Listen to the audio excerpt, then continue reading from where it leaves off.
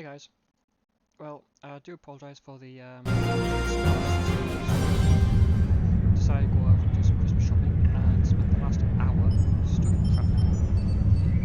Not how I was expecting to spend the Saturday.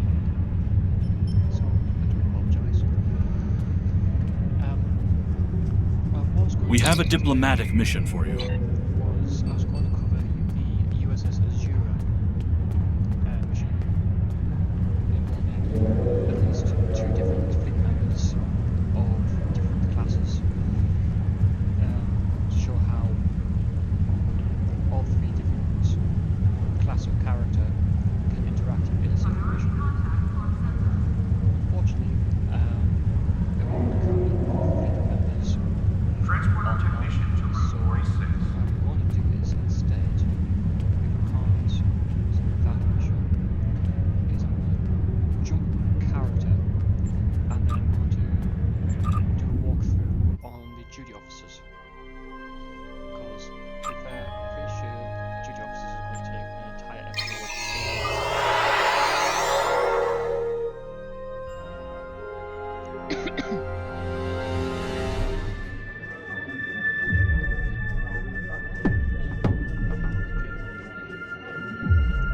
Nice view of Earth on ESD.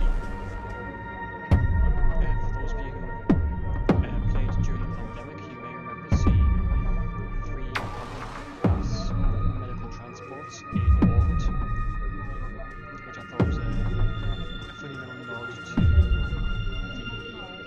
pandemic which was kind of going on during 2020. But let's get into the duty officers.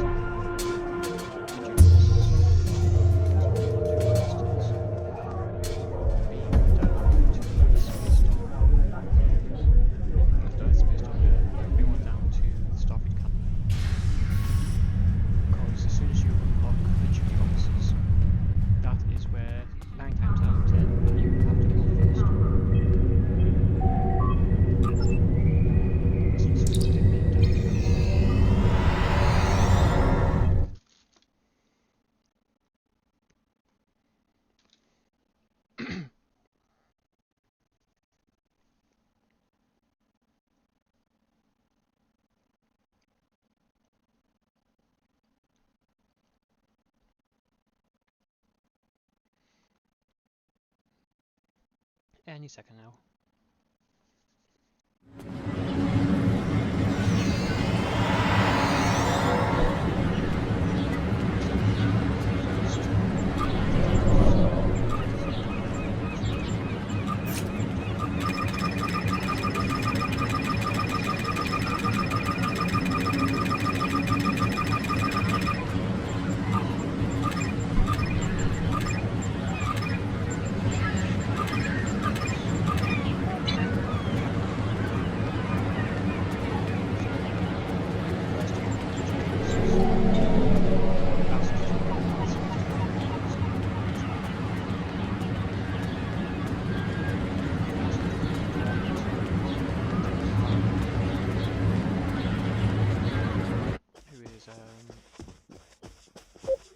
Visitation over here. Oh, they've changed the reception area. However, so from here, Lieutenant Power will give you duty officers, and he will also help explain what duty officers are, which are essentially junior members of your crew that you can put on your active roster and send out onto assignments. What you can also do with them, if I quickly jump into here, is you can use a C-star, which one is it? Cost and services? Yeah, so you can add 25 additional duty officers to your rotation, up to 500 I believe, or sorry, 475.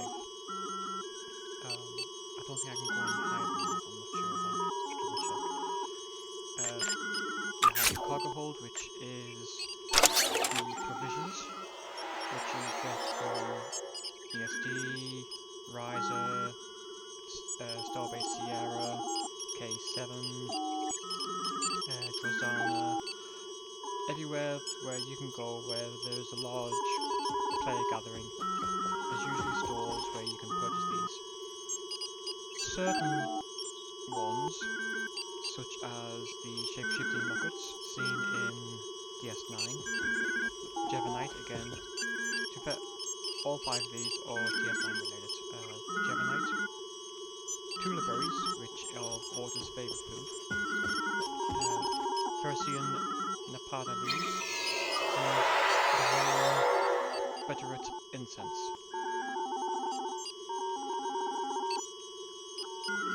All of these can be used here, and will show in cargo hold. Your brig, or duty officers, well, I say duty officers, so you can't. The only time you can use these are for missions that require you to hand over prisoners of war, or on the Klingon side, transport prisoners to a slave labour camp. You also have passengers. These will be your civilian officers. These ones are normally used in duty officer missions regarding sending out colonists to either to a new colony, sell a new colony, or to go to an existing colony. Sick bay, so if any of your duty officers are injured on an away mission, they will end up here and you will not be able to use them for up to 24 hours. Active ground, so you can pull across duty officers from your active roster, which is here, over onto your ground. Each duty officer gives, for instance, ground special bonuses. So consultant bonus experience points. I like having him on there because it means back when I was using this character to actually level up, I was getting a lot of XP right off the bat. It also adds to your experience pool, which can be used on the starbase and any starbase holdings that your fleet has. The biologist increases the duration of anesthesian gas and tricorder scan debuffs, which are tricorder scan and I don't think I have that ability. No, I haven't got selected. Chance to apply a willpower buff when science buffs are healed or used on yourself or on a team member. So if you're teamed up with 5 other players and you throw a heal on them or a science buff to their shields, there's a good chance to apply a willpower buff. Biochemist, ground ability, adds a damage resistance debuff when most science kit debuffs are applied. Again, you've got your nurse, chance to beam down additional medical support while using a hypo. So if you're down in a TFO, doing a ground TFO, and believe me, if you're doing them, you're going to need hypos, because even if the science officer in the group has great healing abilities, you don't want to be relying solely on the science officer to keep you alive. You want to be hitting yourself with hypos. If you do that, it'll beam down a medical support, a bit like the way the tactical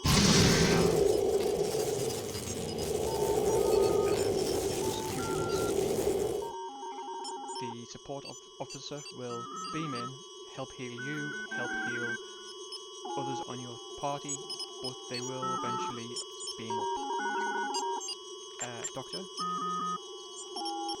on use of a medical tricorder or vascular regenerator, chance to increase your maximum hit points. So, because I'm a science officer, I'm dealing medical. When I go into ground missions, I'm the one dealing most of the healing. There are some abilities that everybody can get, such as the medical night cloud. This one comes off of, I believe it's the Borg reputation system. But that's again a good little ability because it not only affects yourself, but it affects everybody else. And I think there's a 50% chance to revive an unconscious ally if you use it close by them, or even on your security rating. Space. So again, when you're doing space combats and how you're building your ship, you want to look at how your bridge space officers are. So I have 10 of 10 space, chance to reduce the time to recharge my torpedoes. That's a godsend. So she is a projectile weapons officer. I have Tuka, who is an energy weapons officer. Chance to reduce the time to recharge when you're using beam special attacks. So that's the likes of your beam fire will or beam overload.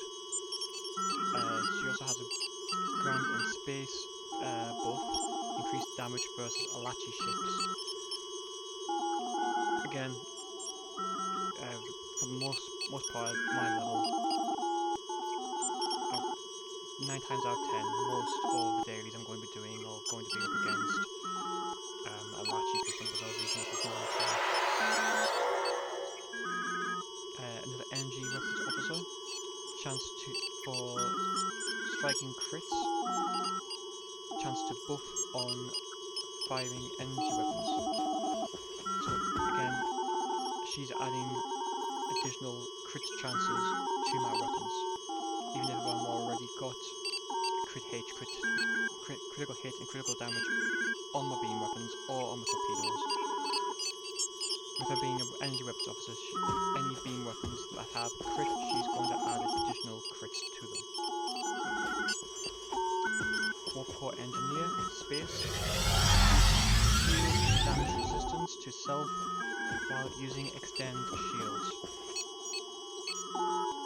All of my bridge officers on the science will have science team, which boosts to my shields, and extend shields.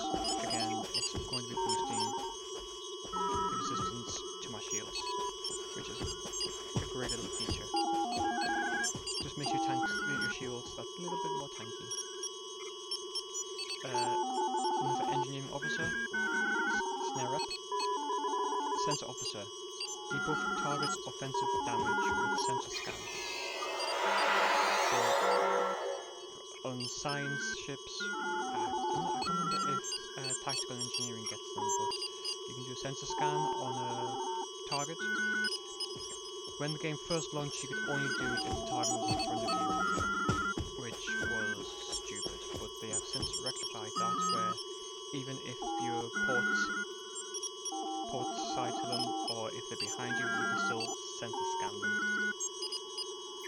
And when I am using a science ship, this guy here is my saving grace.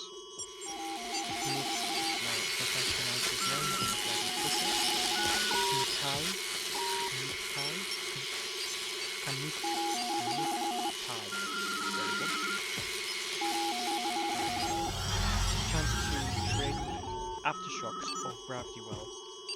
So if you fire a gravity well at a target and you're pulling everybody in,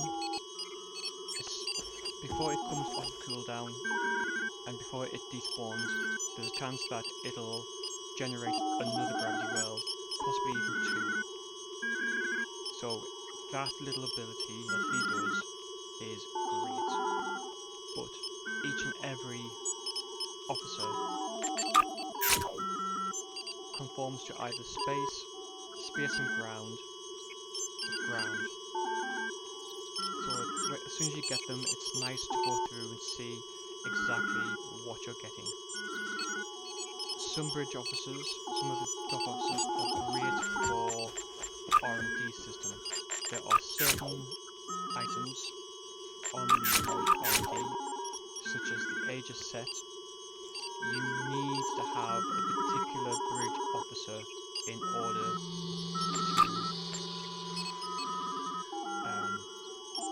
to manufacture these. So for instance, Gamari, he is R&D Aegis. So if I come back over to my roster and I look him up, double check what he's blue, so I'm guessing he's science.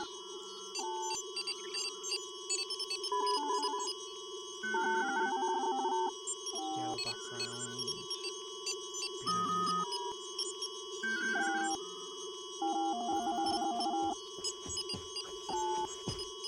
So now just go try and find him and read off what he does.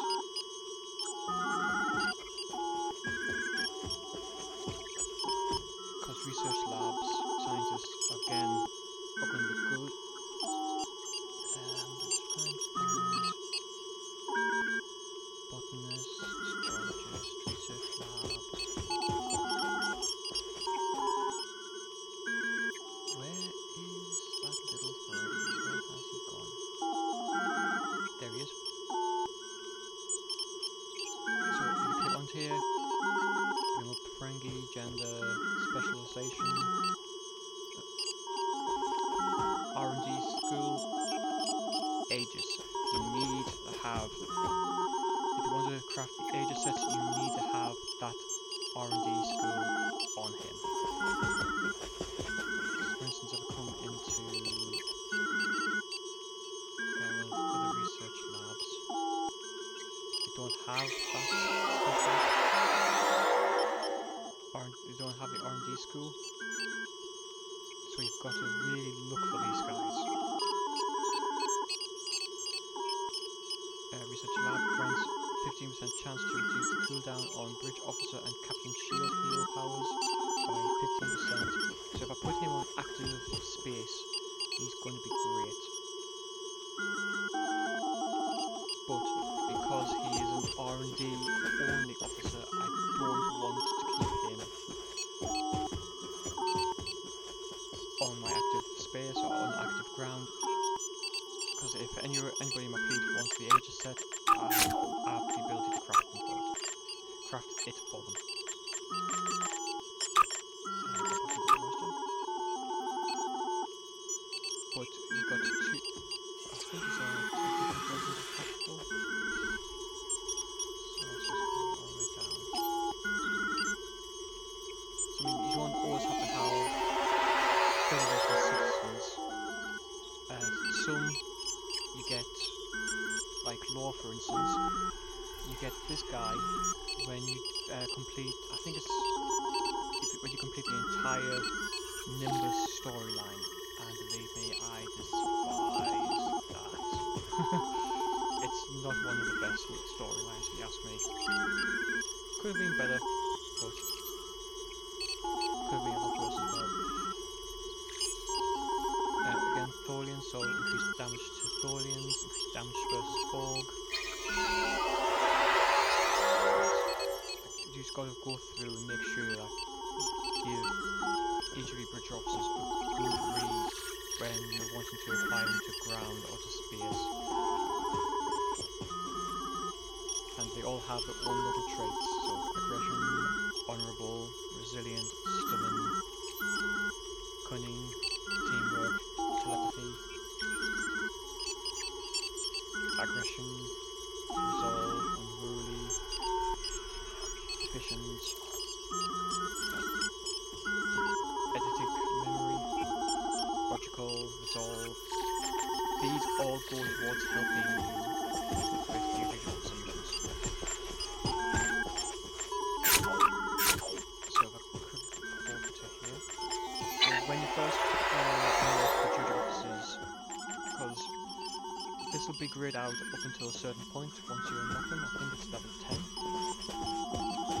So once you get that, come to Lieutenant Barra. He will give you your first duty officer pack, and from there you can come back down to him and you can purchase uncommon, rare, and very rare officers from him.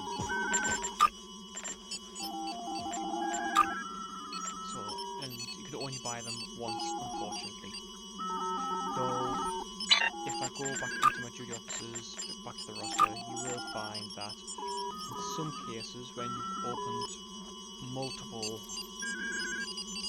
duty officer boxes at the same time, you do end up getting multiples, which you're not supposed to, but unfortunately it does happen.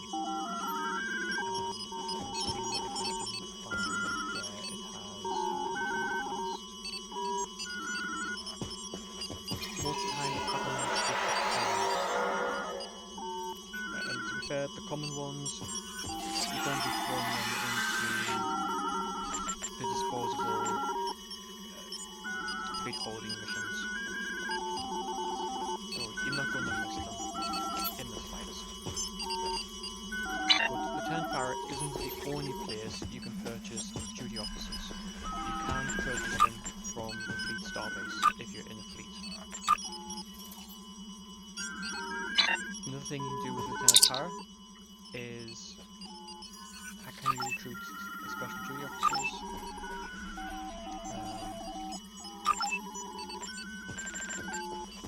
I believe if I come round to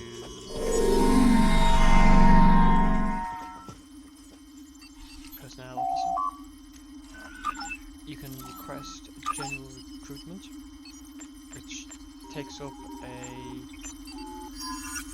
for 1,000 dilithium from your reserve. You begin this mission. It's a very quick mission, and it gives you additional junior officer cash. You can also trade in duty officers, or you can purchase it. Or if you don't want general recruitment, you can recruit tactical, engineering, science, civilian, or request R&D assistant ones. You can also reassign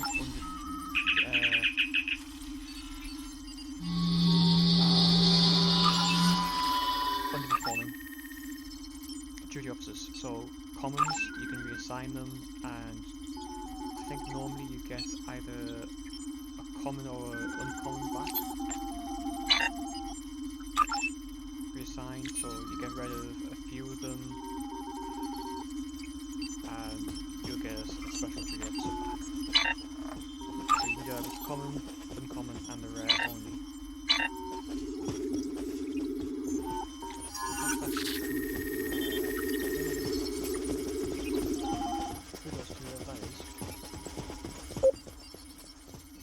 I'm not even going to try to pronounce that. I'm not daft.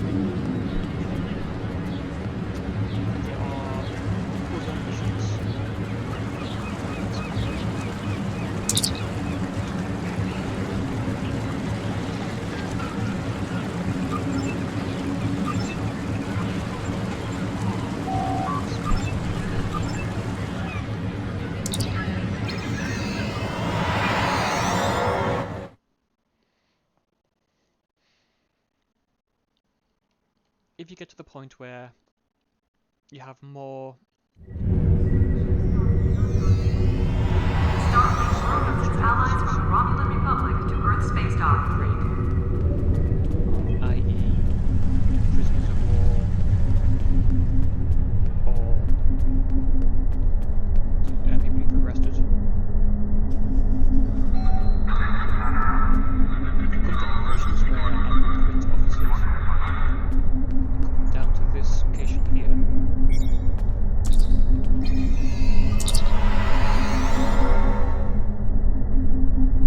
you can either turn contraband, which is here somewhere. There it is. Or you can transfer prisoners.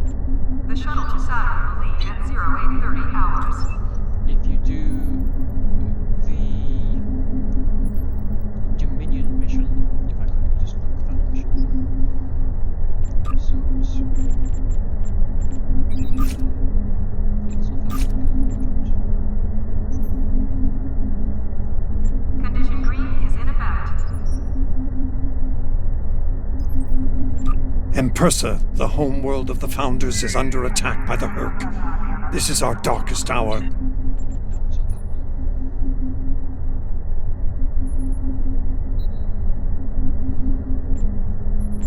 Potassium struggle, yes, potassium struggle. So if I go to Naaman has decrypted the coordinates for the new link. They designate a location in the... one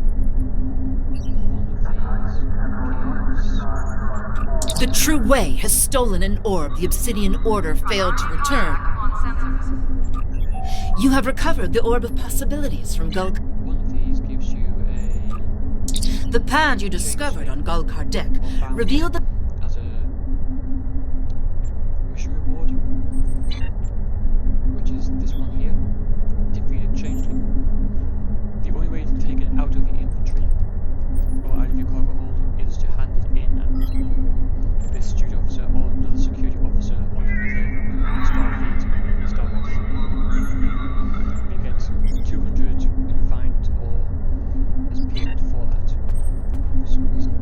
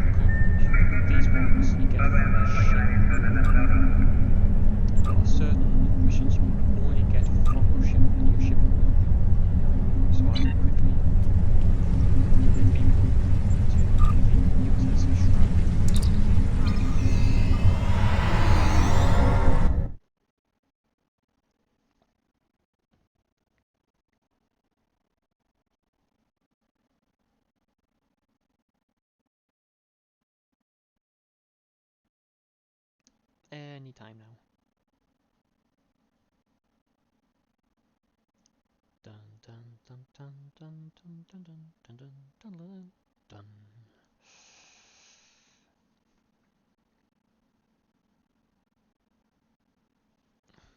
There we go.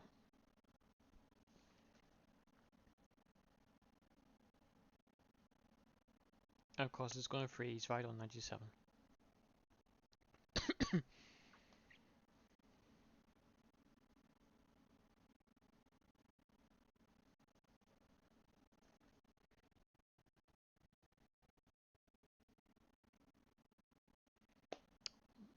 Come on.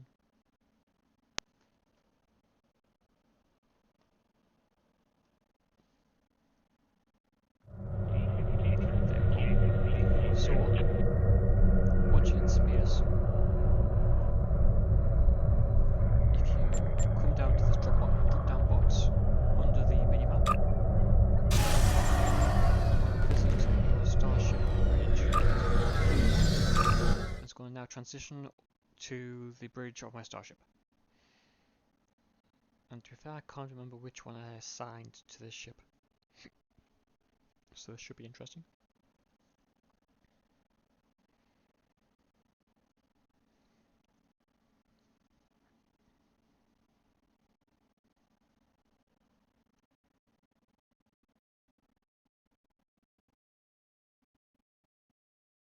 It just does not want to load anything today, does it?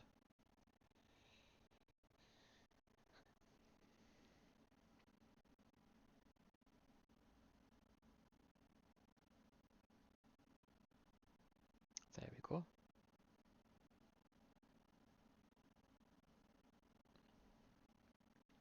Patching files.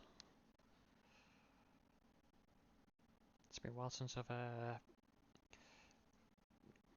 been on the inside of a ship, clearly.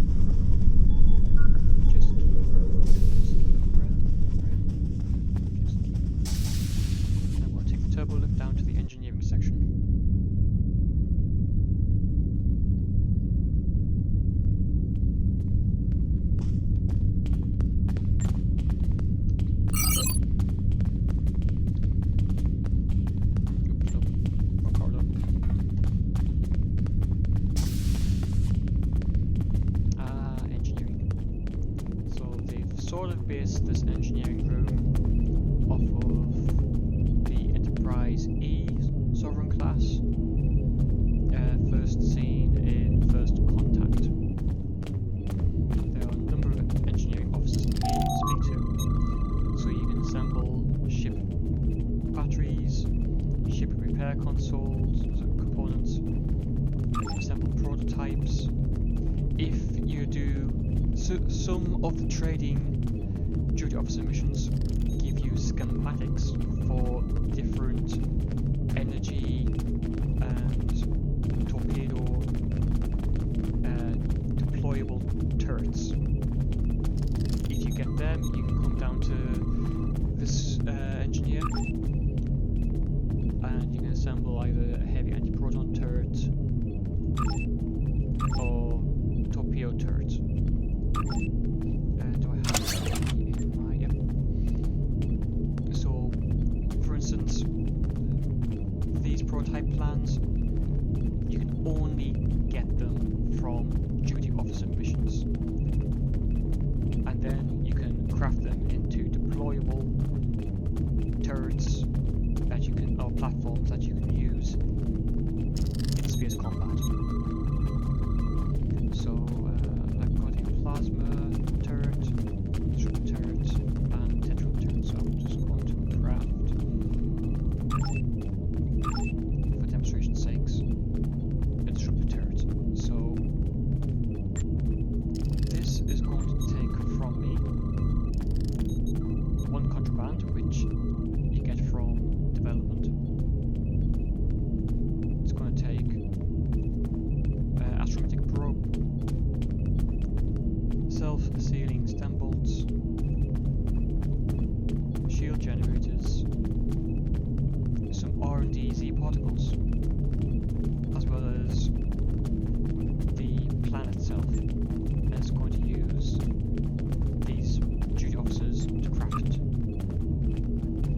So once that's finished, I'll have a device that I can put on my ship that will deploy up to 10 turrets at a time. But you can only deploy one for a set length of time before it comes off cooldown. Otherwise, you'd just be spamming turrets left, right, and centre. And in PvP, that could be seen as kind of maybe cheap, but you don't want to be doing that. She also gives you the ability to craft shield batteries, or you've got your engineering assignments. I did craft, there he is. So this engineer over here is your operations officer, special projects, the hollow performance of Hamlet. Now, it will automatically assign duty officers best for it. As you can see, there are a few duty officers that I have picked up along the way. I haven't got all of them. The Ghost of Hamlet's father, the Prince of Denmark, William Shakespeare, Horatio. I haven't managed to find the other holographic officers for the Hamlet performance. So at the moment, it's not a disaster. It's going to succeed. It's got good crit, and it's got a good chance that it's not going to fail, and it's got a good chance that it's not going to be a disaster.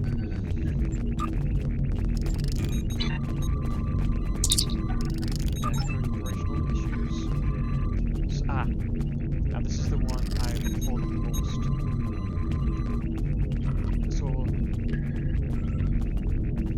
this assignment requires either a councillor or quartermasters, and it gives you 5 special duty officers. These 5 specials are civilian Doffs only.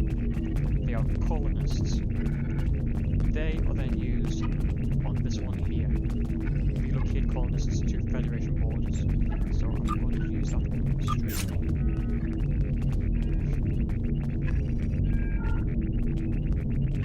Again, there's recruitment one, so that's going to give you a duty officer.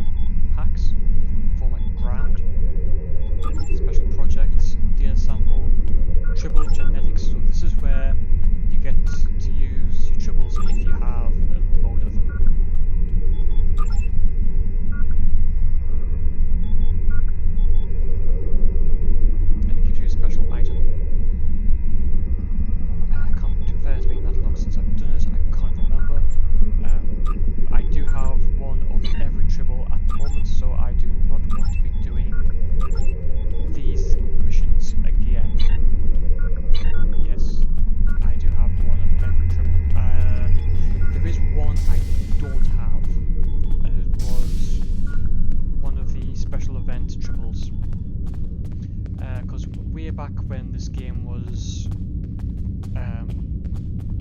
in the early days, there were two servers. There was the normal server, which everybody plays on, and then there was the Tribble server. The Tribble server was where the developers invited players to test out upcoming features, and it also allowed you to find any bugs. Unfortunately, they don't do that anymore, and I really wish they did, because at times you used to get special triples as rewards. It's just a shame that they don't do it anymore.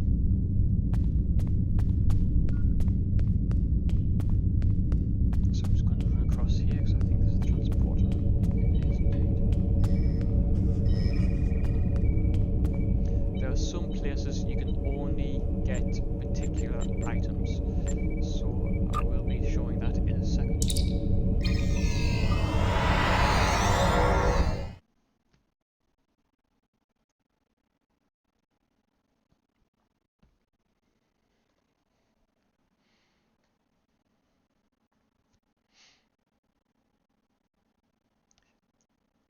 Now, in a second, I'm going to go from being in the solar system to sector space just as soon as it decides to load up.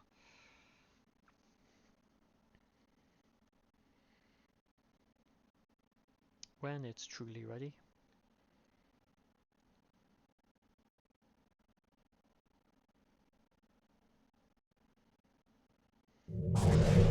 There we go.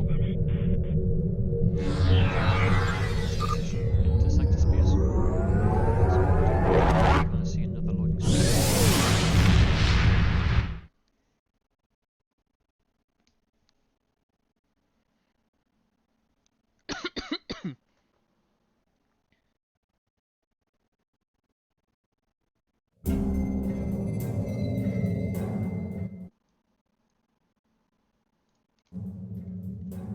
Right, so while I'm here, there are duty officers you can find on Andoria, on Vulcan. When you go to sector space, you will see the duty officer icon at Nebulas. So I'm just going to jump to Delta Valaris quickly. This one's a bit of an awkward one because it's right next to the border, and if you get the pop-up, you might think it's for the Nebula, and you end up transitioning to the Alpha Quadrant. I have done that so many times, to the point it's not even funny anymore. Now, Delta Valaris used to be its own little map. Oh, there we go. Do you want to go to the Alpha Quadrant?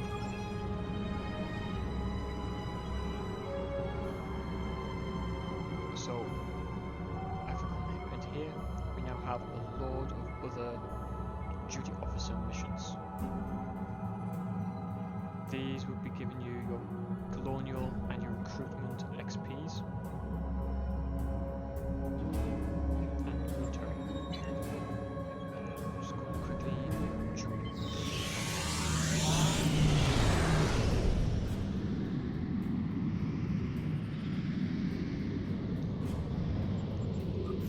Once you're in sector space, your current map will change regularly. So depending on what area you're in, it's going to change. So I'm going to jump over to the Barrow system. Might as well not waste the quantum slipstream. Yeah, too late, it's finished. So it does change sector block to sector block. So I'm thinking it should have changed again.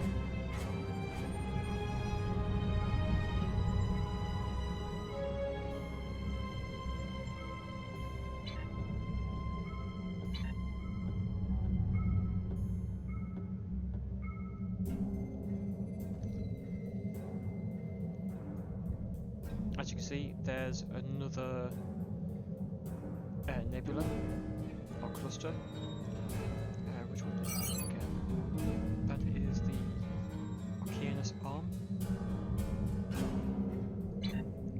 it'll have different duty officer missions to the last one. They do have similar. I say similar. They are the same missions, just named different. So now that I'm in this sector block, I'm just going to come to a complete stop. I'm going to pull up here, and they've all changed.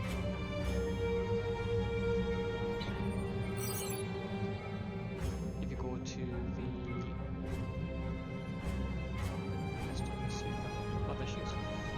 Stop with Sierra will have its own duty officers missions, as will, if I can find it again.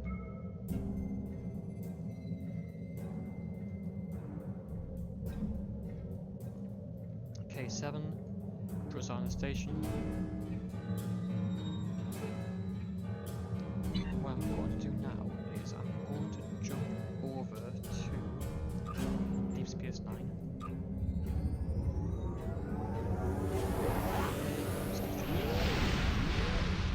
Oh, sorry, transwarp.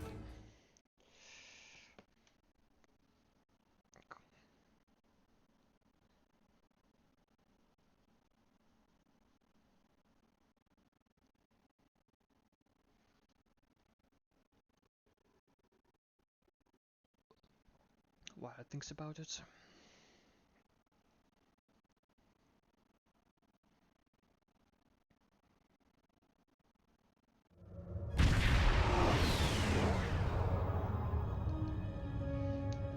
So if I jump into here now, current map, these are all different. They're now wanting you to use ship station shifting moves to the berries. So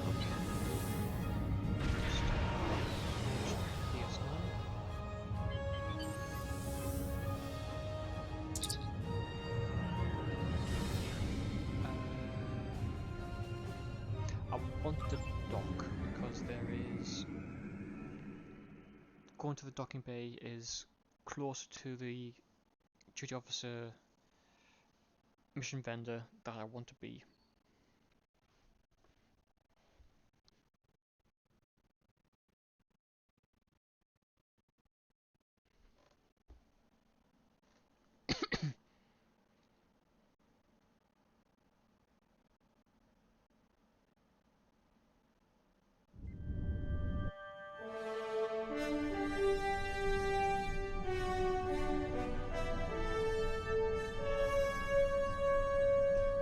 Just quickly run through the docking bay. Please.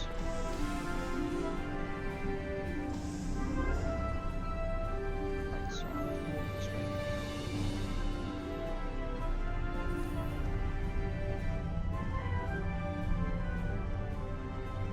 There's quarks. So if you want to pick up some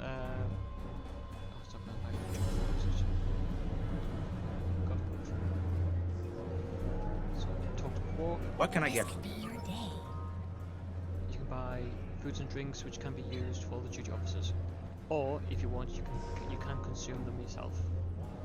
Again, Klingon chef. He's going to give you Klingon drinks, your Klingon foods.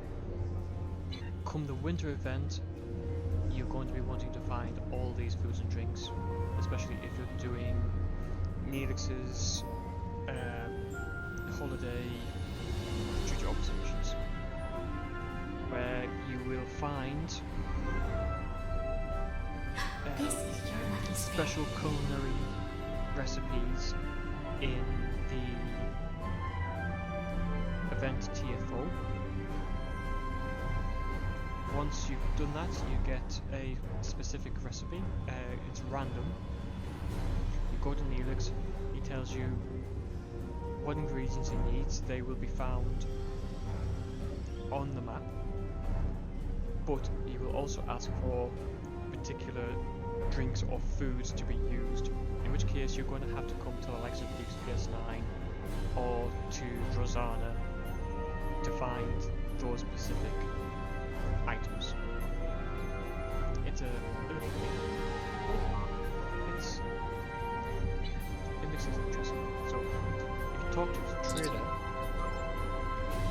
9 times out of 10,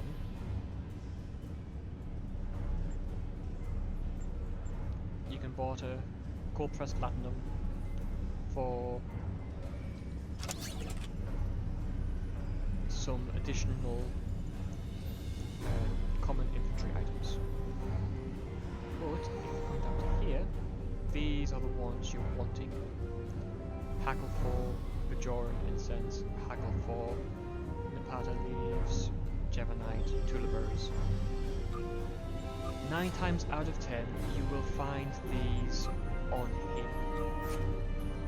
You can find them in sector space, around Bajor, around Cadassia, in the Alpha Quadrant, but they're harder to find in sector space. To get them, you've got to come to him. 9 times out of 10, he will have them for you. I just noticed faction specific colonists, so I've got some duty officers here. These guys will be used for colony missions only. I don't believe there's any other... as I said, Starfleet security officer, so you will go to that officer to hand in any prisoners you may be carrying, and to access you go through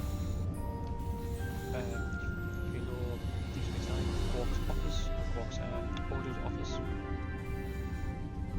into the cell room, and oh look, you've got a notification from the security officer.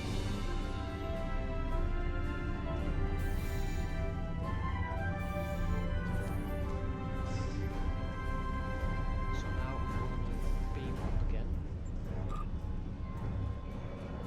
Now I'm going to start covering duty officers. So duty officer missions that you can get from your fleet holdings.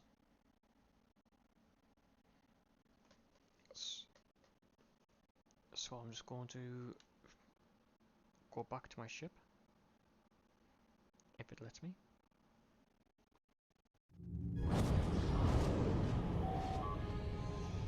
Not now, I'm just going to transition back into sector space. Straight through somebody else's ship. Yay, real world physics don't work here. Although that would have been the scene from The Last Jedi.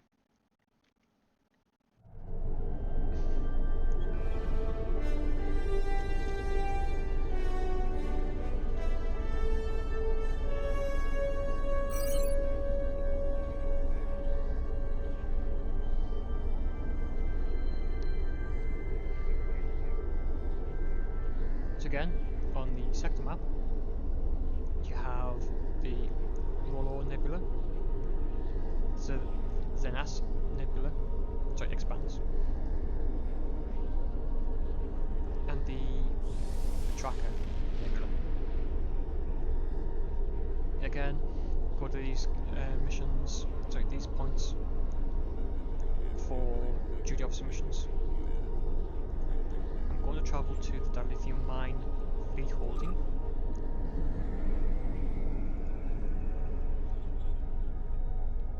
Because if you're more interested in getting additional dilithium, because believe me, it's going to become very important later on in the games, we'll start over there.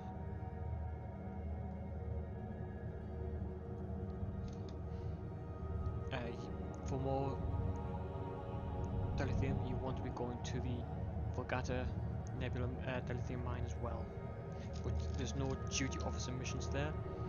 That one you've got to mine it yourself. At the fleet holding, you can mine it yourself, and you can have your duty officers do it for you.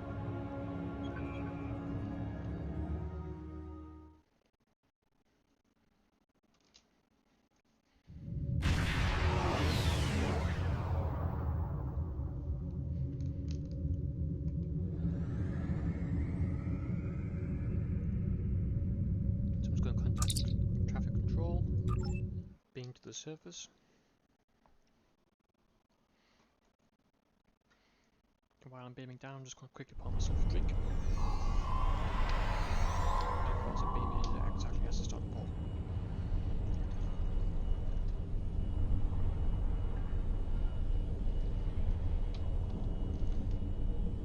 So, on your fleet holdings, depending on what level it is, I mean, we've got pretty much all of ours maxed out, apart from the colony. We're still in progress of getting that up.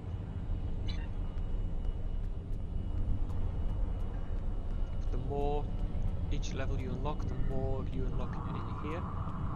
So I'm going to come over to this guy over, and he allows you to mine the mother lode of valuable materials. So I'm just going to start that.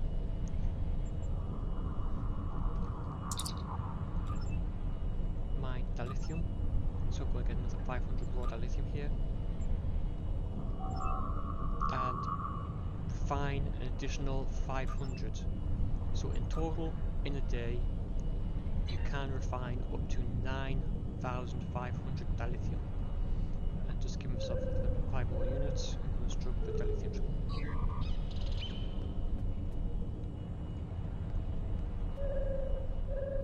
This lady, this Vulcan here, she's going to allow you to purchase additional dilithium, additional miners. And I just realised there is an Admiralty ship here which I did not know about. I'm just going to quickly check to see if I have that on my roster.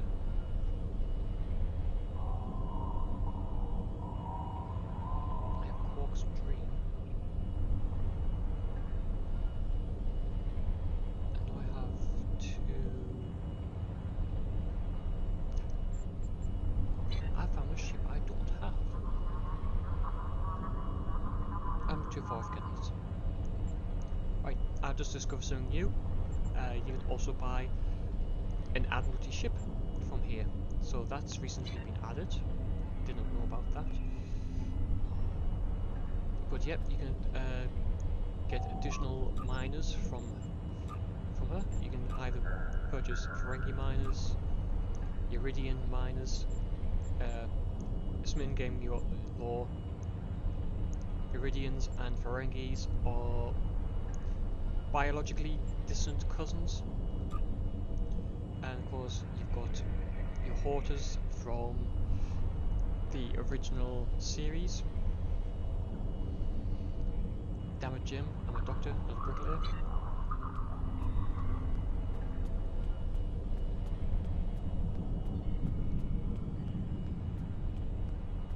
And if you want to get more unrefined dilithium ore,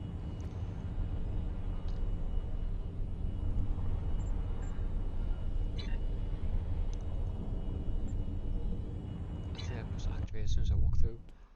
Talk to this guy.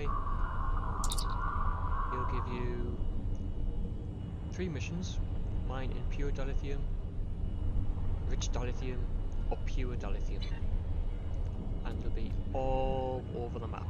So I'm going to step out here. Oh good, it automatically... You will be able to press tab to lock onto the navigational points. You would then use your reaction thrusters to get it over to them to find which dilithium deposits you can mine. So I'm just going to exit.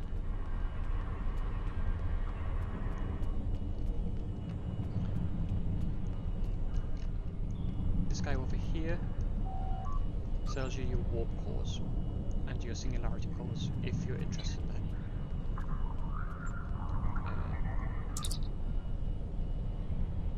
I'm going to transwarp to the fleet starbase.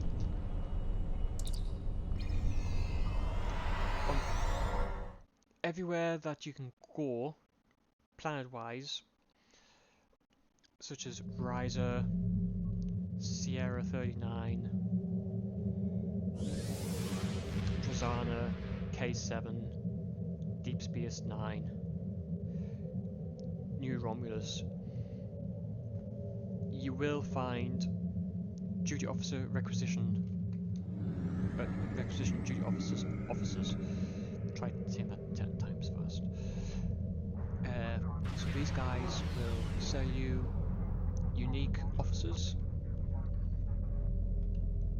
So I'm just going to dock and transition again. I do apologise, guys. You're going to see a lot of loading screens this episode.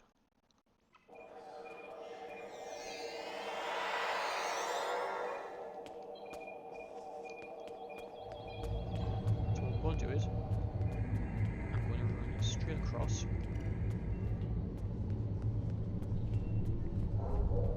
And down into operations.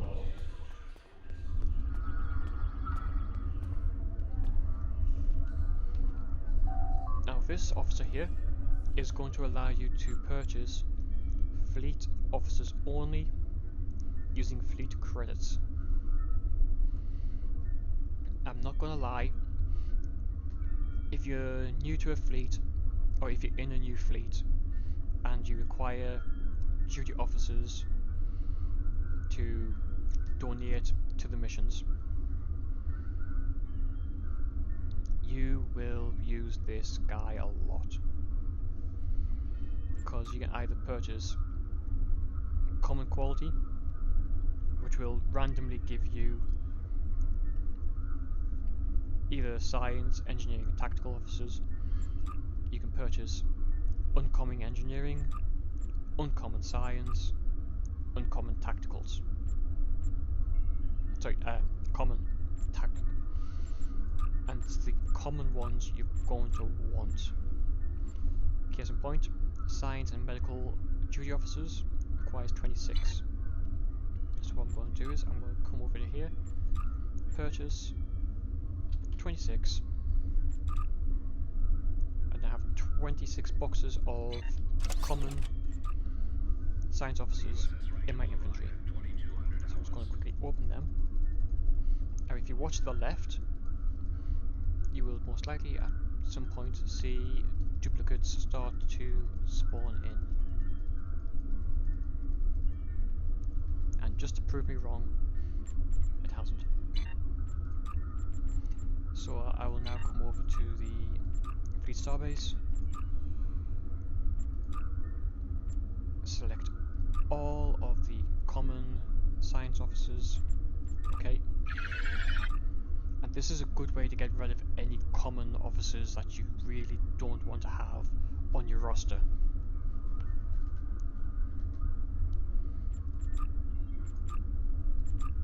So I'm just going to do that again.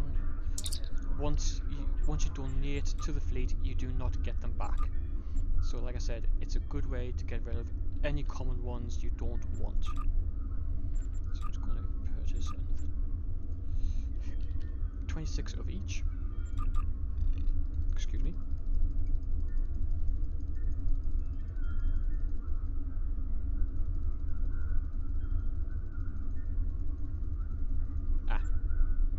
Got 2 Deans now.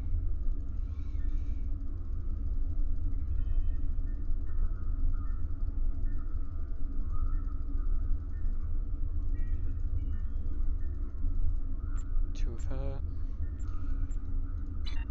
So now I'm just going to quickly jump back over onto my Fleet Starbase. Donate 26 common engineering and donate 26 common tactical. And actually that requires more than 26, but for demonstration's sake, this one requires up to 64 civilian officers. Whether you want to do that or not, it's entirely up to you. If you're in charge of a fleet yourself, you have the option to queue up so that you require 5 traders, 26 refugees, 2 refugees, and 1 refugee. So common refugee, uncommon refugees, and rare refugees. Personally, I keep the rare and the very rare because they go towards basically the success of the mission. Commendation reports. So if you've maxed out your commendations, you come to this console and you can hand in the reports. So I'm just going to select him.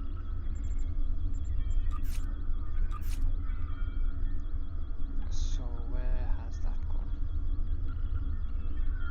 Ah, there's the report. And that's going to give me experience. I think it gives additional as well, additional stuff as well, but I can't remember off the top of my head.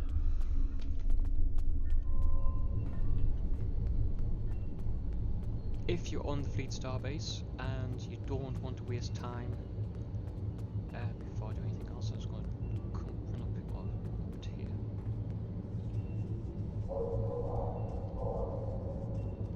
You've got your counsellor.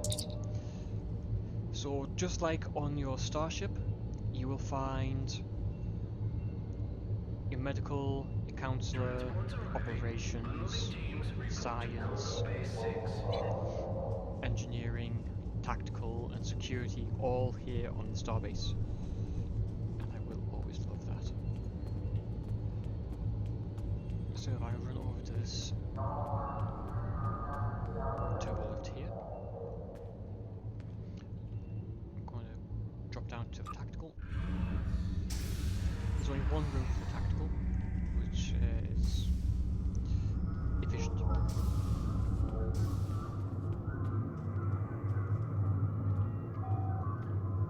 Cultural exchange, or you can reassign underperforming officers, much like you can with the officer down on Starfleet Academy. Tactical officer, military briefing. So this is going to give you espionage and military duty officer missions. And if I run over to this gentleman over here. Transfer your prisoners, turn over contraband, deliver a defeated changeling to Starfleet security.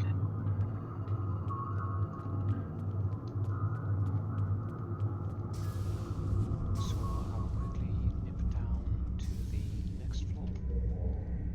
Engineering. There are a few rooms here, so I'll come to the first one.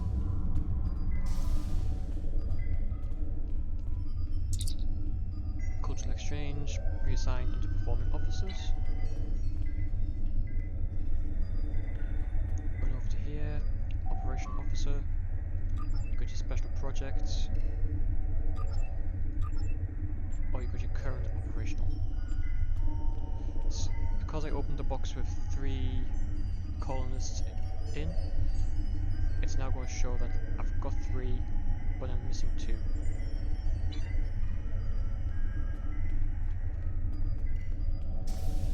So I'll quickly run across over to this engineering lab.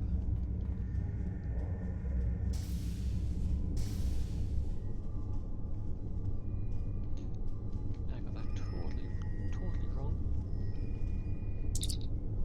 Again, so from here, assemble ship batteries, any prototypes, any engineering assignments.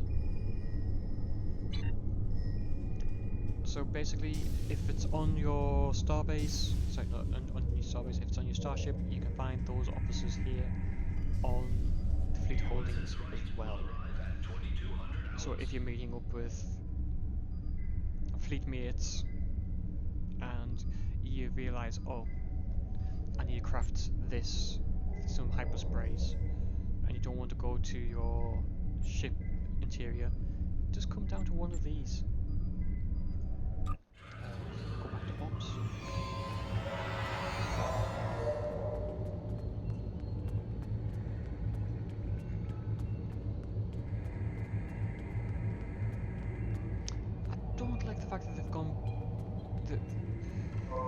there was exocoms flying around the starbase before, but I liked the fact that they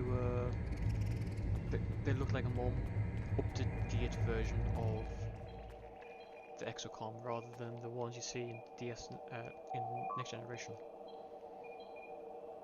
So I'm going to go to different fleet holding. Different holdings gives you different different duty officer missions. As I said with the dilithium mine, it gives you the addition of mining 500 more unrefined dilithium. Allows you to do missions where you're going to find more dilithium as well. And you can purchase different duty officers from different holdings. So for instance, as I said before, dilithium mine, you're picking up the miners, the Ferengi, the Yaridian, and the Horta.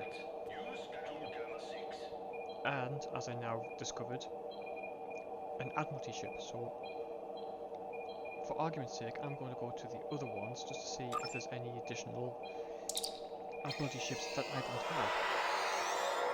Because if there is, I'm going to be very upset.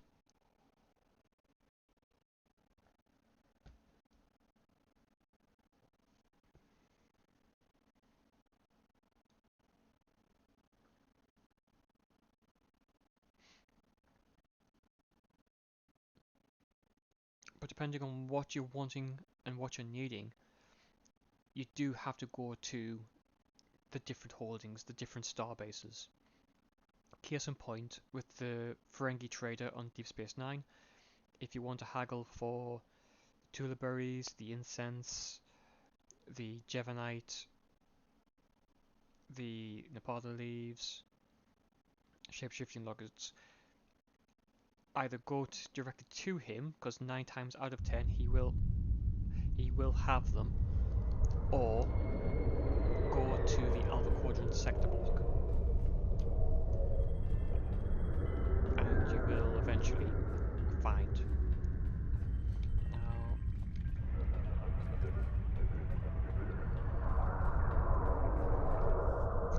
turbo lift to, I think it's ops.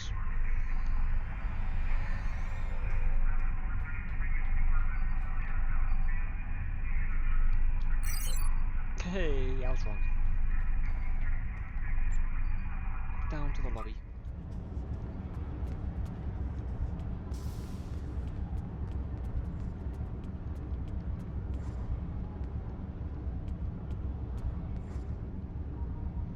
Not gonna lie, I love the time and effort that they put into the architecture of the game. I mean, New Romulus, the new capital of the Romulan Republic, it's got a really nice Roman / Elven look to it. That's my opinion.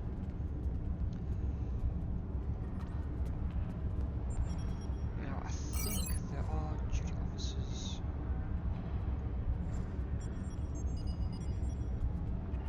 Yeah, because there was a duty officer on here. Clearly, I was unfortunately wrong. Not all fleet holdings have duty officers. No, I don't want to move the ship, I want to go to...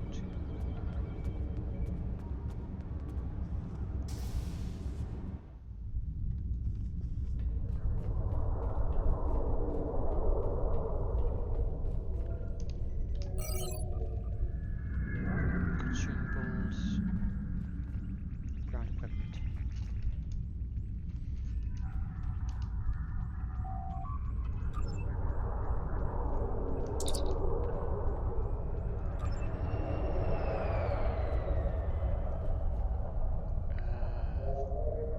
Fleet Spire, because I know there is a duty officer on the Fleet Spire.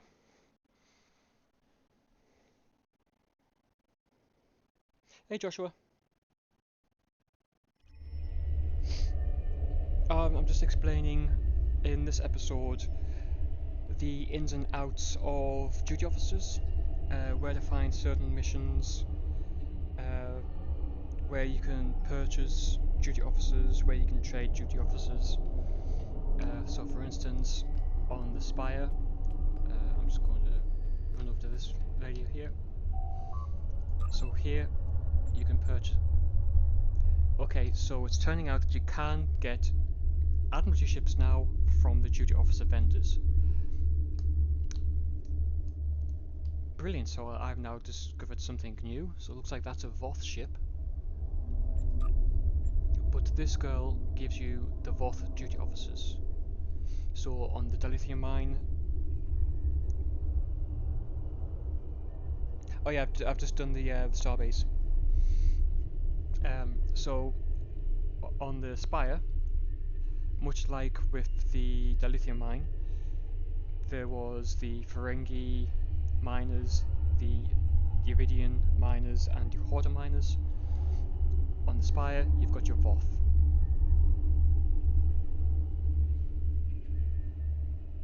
And apparently now a Voth Admiralty ship. So I'm going to have to save up a load of dilithium to get them.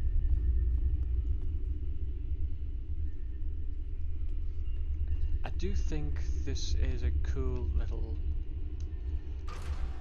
fleet holding. I really like it.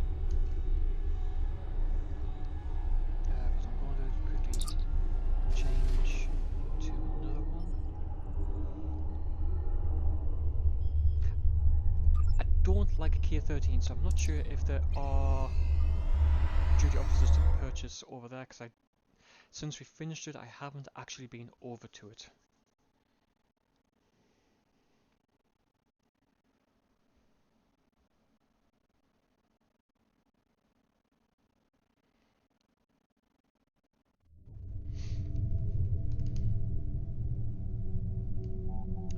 I am clearly flying the wrong ship for this fleet holding.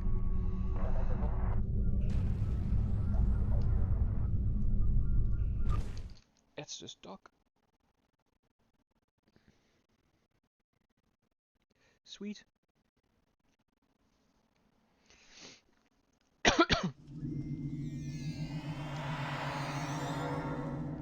So yeah, there are duty officer assignments here.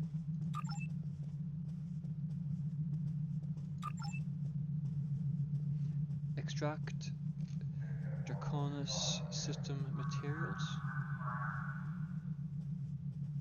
And it's given me an additional 250 dilithium. Don't mind if I do. Thank you very much. So the next question is, yep, I see it on my minimap.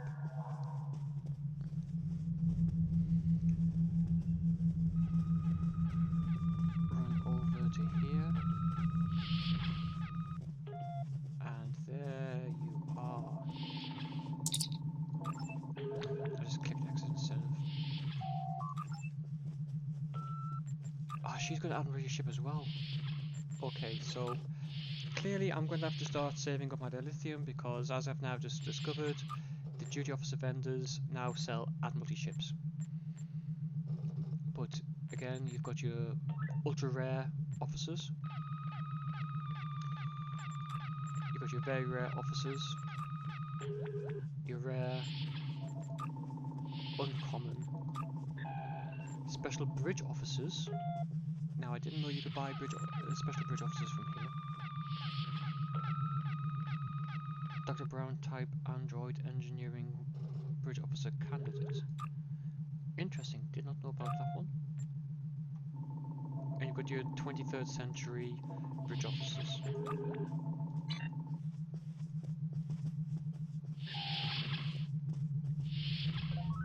So now I'm just going to quickly run back to the transporter. I don't think there's any other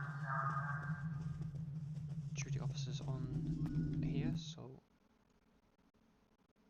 it's going to send me straight to the fleet starbase, isn't it? Yes, yes it is. With the fleet holdings. So I've just done K13, I've done the dilithium mine, I've done the Spire, and the embassy, so I'm now going to go to the research lab.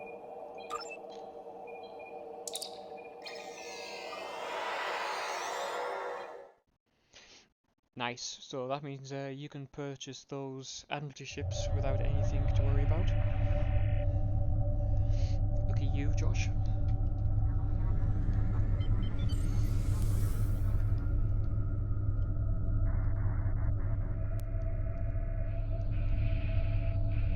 So, as you can tell, this is very reminiscent to the temporal warship that you see in Voyager's Year of Hell Part 1 and Part 2. It is the Krenim Temporal Science Lab. So contact traffic control and beam to interior. I do like this facility as well when it's not glitched. Because if you come into here, you can display the time stream, which I think is cool. Now where... There you are. So you come out of here, turn right, and then turn left.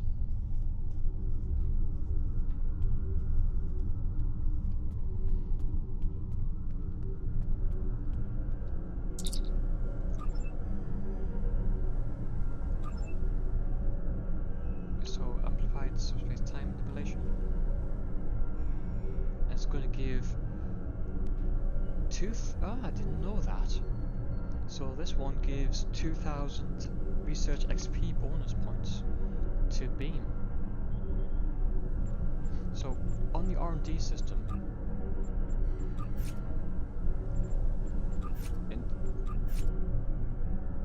in order to get this up, you've got to do the research. Like, you've literally got to research everything, like manufacture, I should say, which adds to your R&D experience. Now, level 1 to level 20 unlocks different things. You don't unlock the Aegis set until you get to level 20. And again, you can't manufacture the Aegis set without a duty officer who has the R&D school Aegis. So if I go back to the science, because it was a Ferengi science officer who had it, wherever he has gone. There you are. So again, R&D Aegis. Once you get to level 20, you can manufacture the Aegis, but you can't manufacture it until you have the duty officer.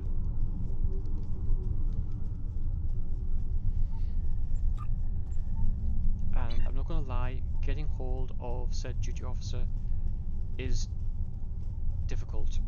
If I could remember where I picked him up from, I would tell you, because I do know I've had fleet members in the past asking me, Eon, where did you get that bridge officer, that Doff officer?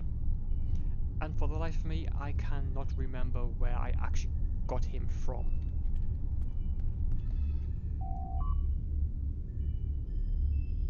So this gentleman here gives me bridge officer candidates, and if I'm correct, this is the duty officer store.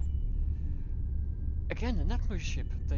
This must have been recently added, because I do not remember any of the duty officer stores a couple of months ago having the Admiralty ships.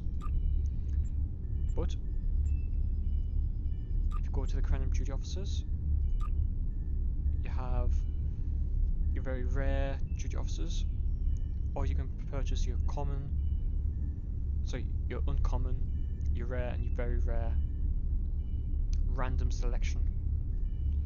So R&D school specialty determined based on their specification.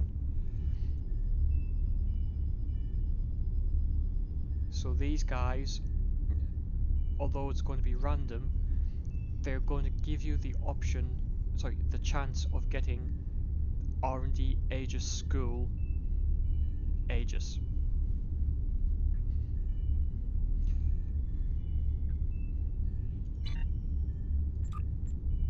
So I've now got to save up 300,000 dilithium.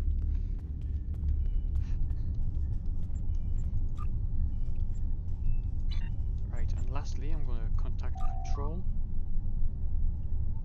I'm going to have to go back to the fleet starbase.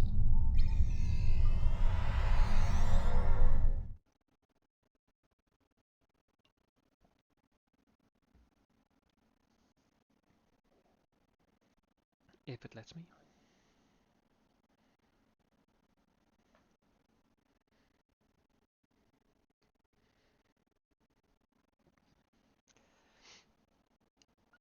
Okay, you've just been on the fleet starbase. It shouldn't take this long to reload it.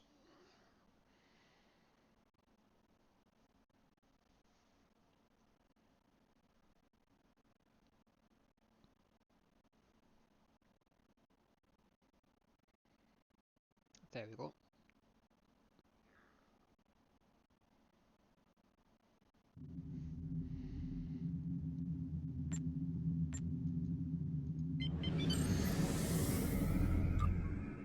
For some reason it didn't put me on a transporter pad like normal. So quickly beam in. Go transport operations. Transwarp to the colony world.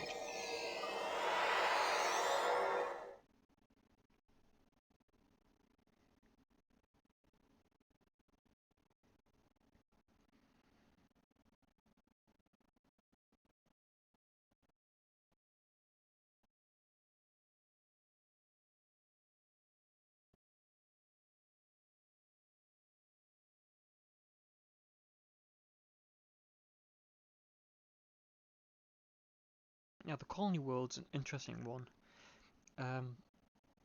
It's been set up by the Lucari and the Bricari. The Lucari are an offshoot of the Bricari. They saw what pollution was doing to their world. They tried to reason with their governments to try and stop what they were doing, to reverse the damage of the home world. They were shunned and basically forced off-world, where they resettled on their own world, became known as the Lucari, and they have a very beautiful home world. After they found the original home world, or that the Brunari were on, they've ended up forming an alliance to try and help save the home world, the original home world, and by working together on the colony world, where both factions are learning to work together, which I think is a nice little story arc. And I've got to admit, I really like the Lucari ships. There's one which is basically a flying saucer, which me and the fleet nicknamed the Skittle. We actually did a fleet get together, and everyone in the fleet has this ship, and we all put different colour on the ship, and it basically looked like Skittles flying in space. We've got a picture somewhere, and it's great. I have all but one of the 3 Lucari ships. I've got the UFO, the Triangle, and the one I don't have is the Crescent. I'm calling them that because I cannot for the life of me at this moment in time remember their names.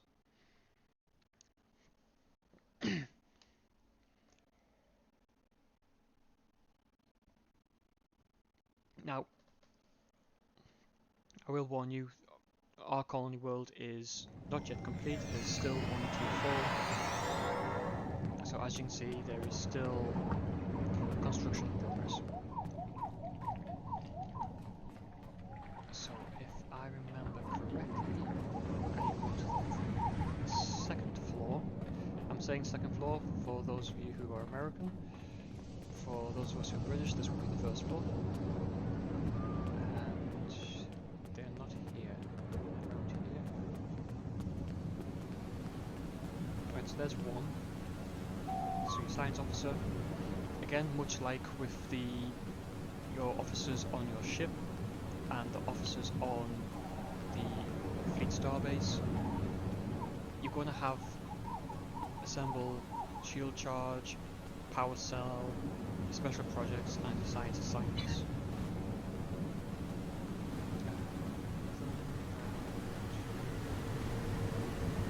So there's the engineering one.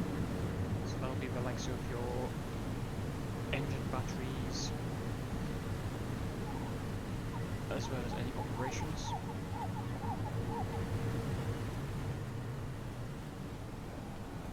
I think I just saw one down here. Nope, that's the bartender.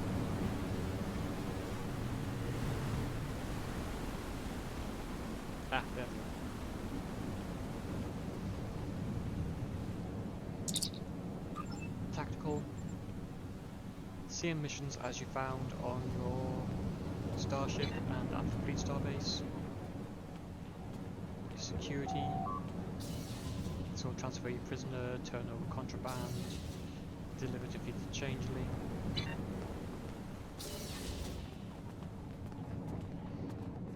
And I believe, but don't quote me on this, I think there are some other duty officers over this way. So, quickly, because I cannot be bothered to run around the entire map.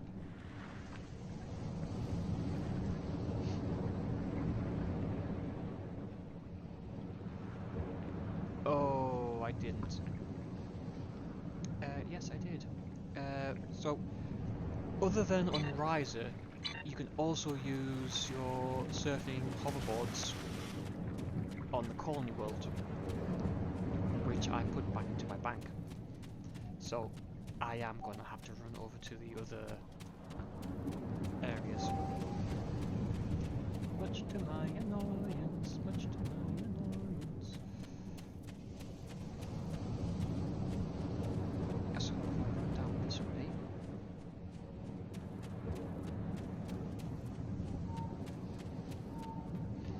Actually, I wonder, can you still use this one? Nope, it's greyed out. It would be nice if you could use the floating device, but wishful thinking.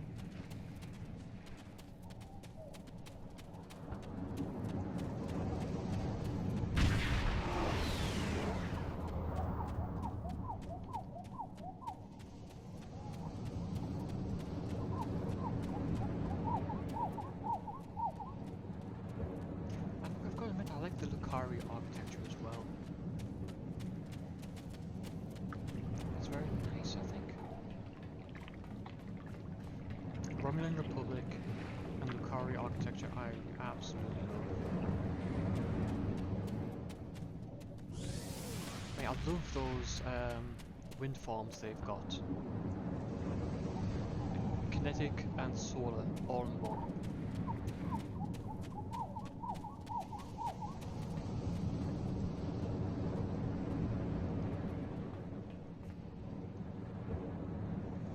I thought there was a duty officer mission here, but there isn't.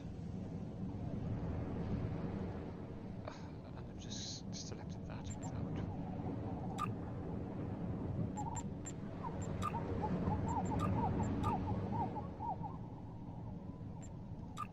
I'm just going to quickly get rid of this in progress.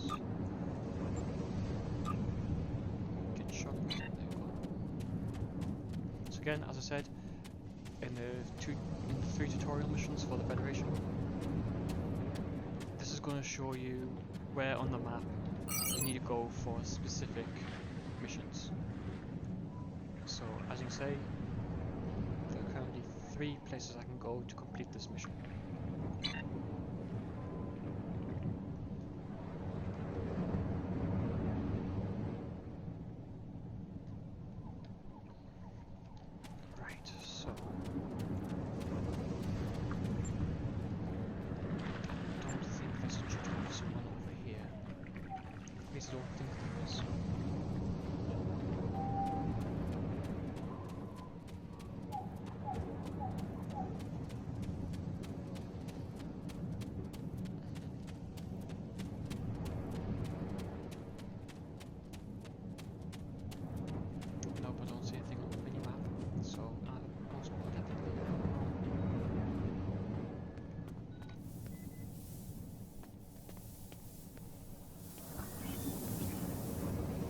security Need officer. something?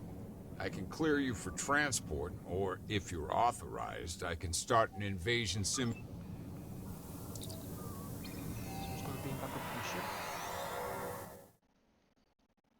I'm hoping this is going to put me back into my ship in orbit. If I go to sector space, I'm hoping this puts me back in the beta quadrant. If not, I think I'm going to be in the alpha quadrant.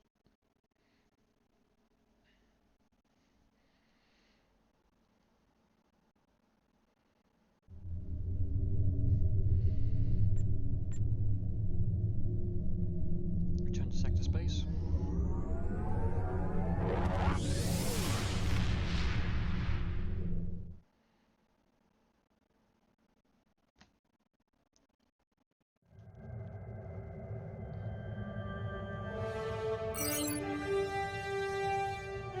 Okay, so I'm here. So I'm just going to go back over to here. Duty officers, current map. Give it a few seconds to think about which area I'm in. It's not going to show me anything on the current map. But, as I said before, recruitment, you have the ability to use your duty officers to get yourself additional bridge officers. So this one's going to be a Ferengi bridge officer, engineering.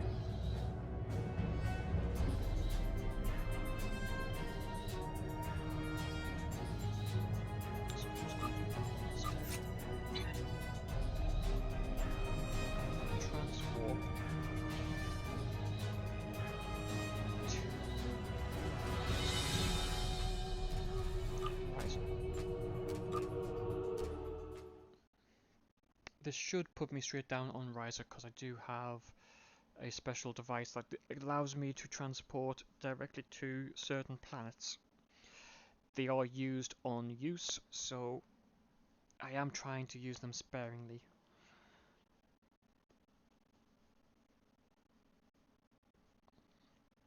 Again, I'm going to demonstrate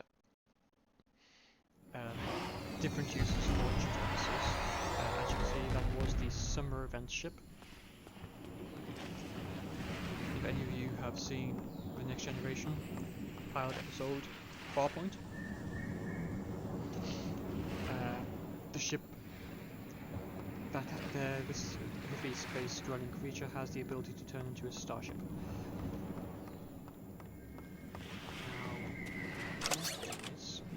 I'm going to reattach my device.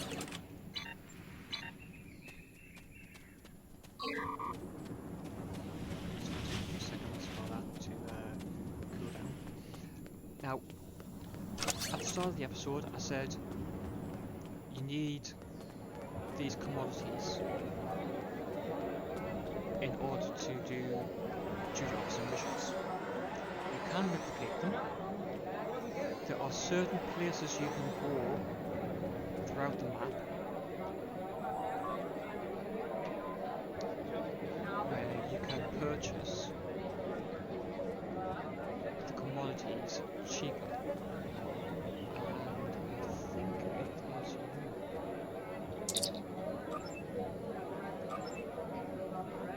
yeah, so the end-time provisions you can purchase more cheaply here on Horizon. That's not why I'm here.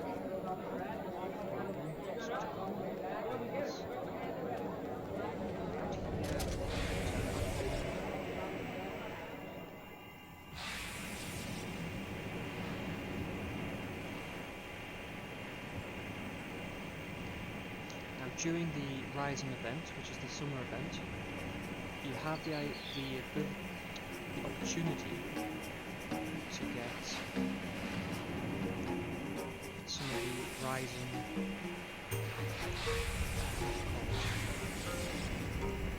parrots. I was trying to find which one is it.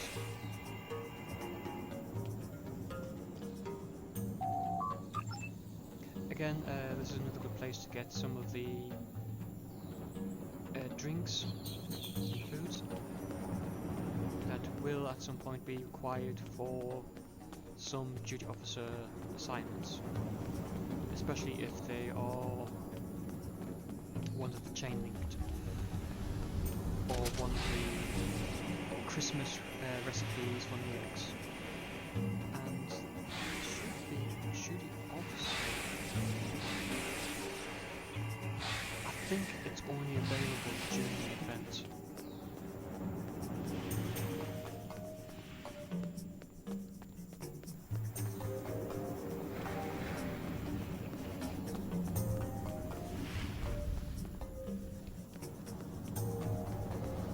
Yeah, I think the guy I'm looking for is only available during the event.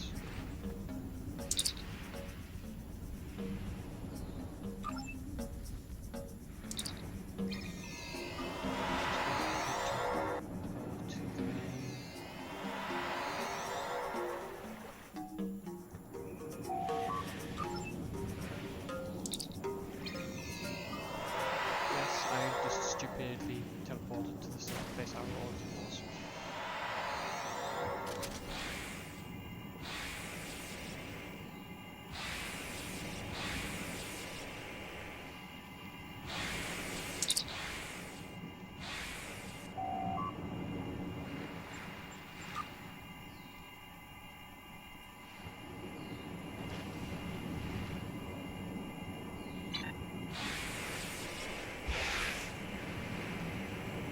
Not seeing the duty officer on the.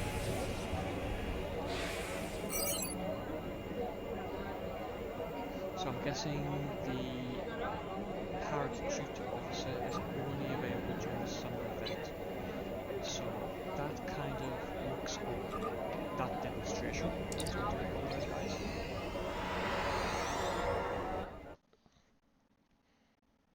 So I'm going to go to the next one.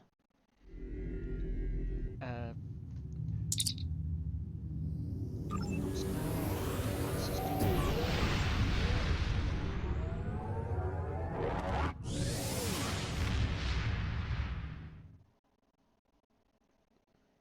Just jump back into sector space. Right. What I want to do is I want to go back to New Romulus.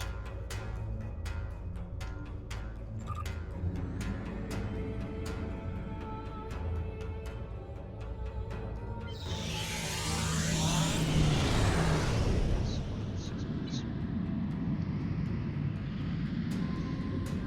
Once you've got a completed mission, the duty officer icon will start flashing, so yep, there's one completed.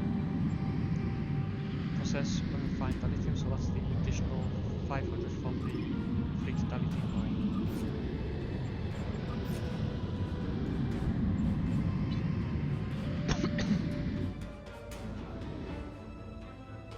There are other things that the duty officers are also used for, and that is, once I get to Romulus, the creation of pets. I was wanting to show you how to create the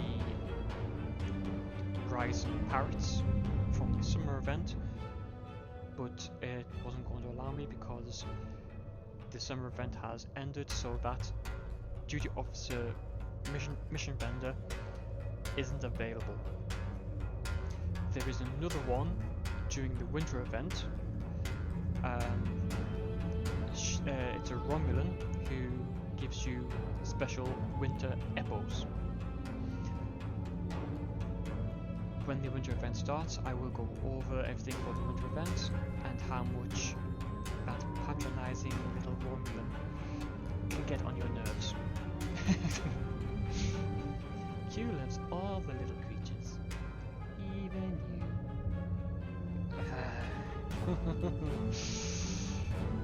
Whoever wrote her had a sense of humor.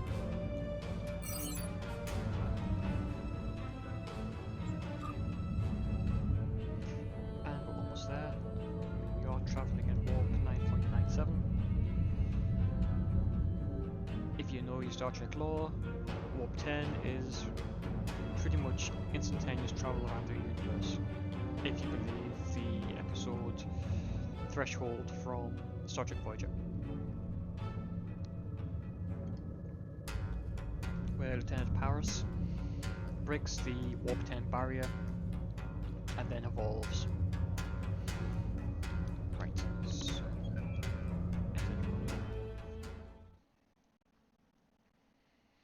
so there are two ways to get to the embassy, the fleet holding embassy. You can either get to it via the fleet starbase, or you can get to it from here. You can beam straight down to the embassy. I'm going to beam straight down to New Romulus. Beam to the staging area, and yeah, I'll take a mech with me.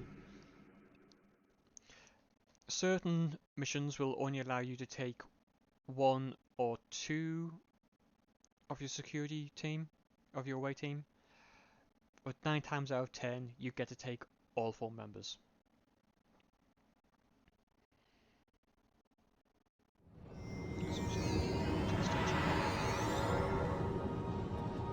So via transport system.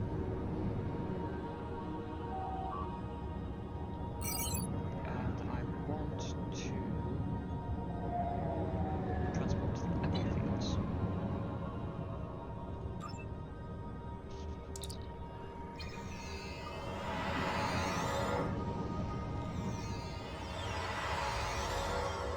Here we go. You've got more duty officers missions.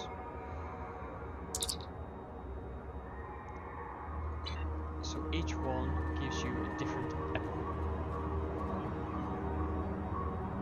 Ruin epo research, evolved epo research, mountain epo, forest epo, and river epo.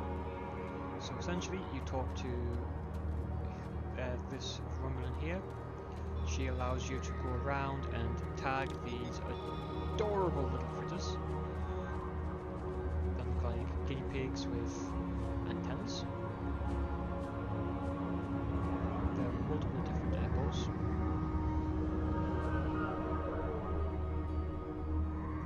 Very cute and adorable little creatures.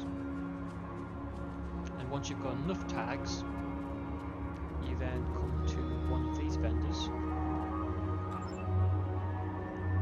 And you saw the research on the pup.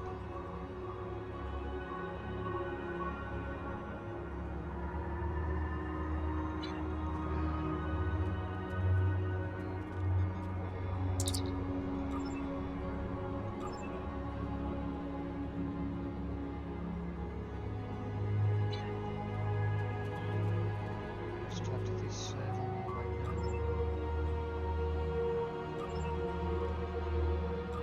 Duty officer mission. So in order to get an Epo pup, you need 4 tags. And I believe I do have tags in my bank, but not in my inventory, which is unfortunately required. So if you come to the store as well, you can use the Epo tags to purchase a forest, a river, a mountain, or a ruined pub.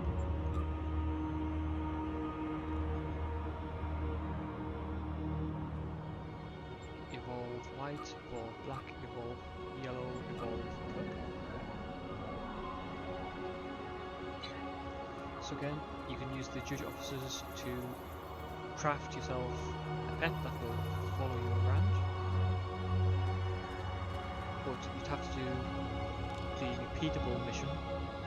So every day, it is technically a daily, so you can speak to her each day, you can run around, tag as many Epos as you can to get Epo tags, talk to her, spend the Epo tag to get the specific Epo pup you want, and then speak to one of these 5 in order to research it up to the size you want it to be. Do I have any Epo pets on me? I do not.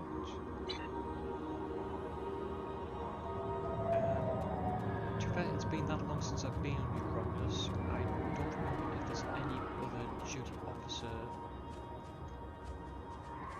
missions on here, because I did know this one for the Epos. I don't think there's any others.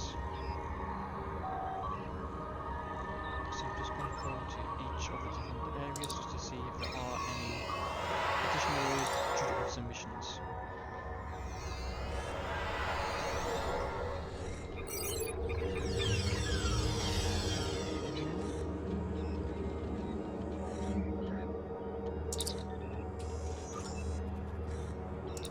I must admit, I do like those.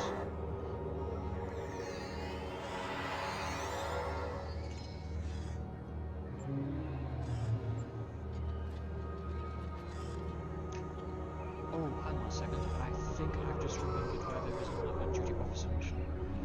The animal crying in the background has just reminded me. I just need to check where it is. That lie.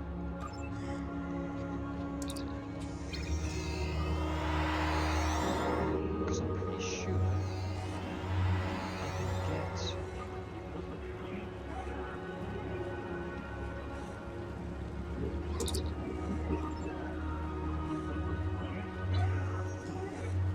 One of these little radiation sucking creatures as a pet by completing either the mission or the duty officer mission for it. For life of me, I can't remember if it's a mission or a duty officer mission. So just close. Try to ignore the swarms because I don't have any insect repellent on me.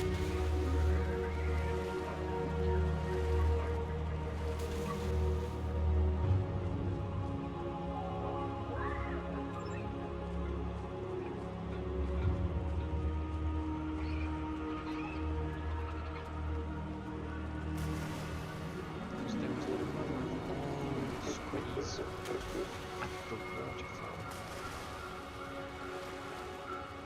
And I was can't remember how you get the duty of how you get them as a pet. I'm pretty sure it is a duty officer mission, but I'm not sure it is.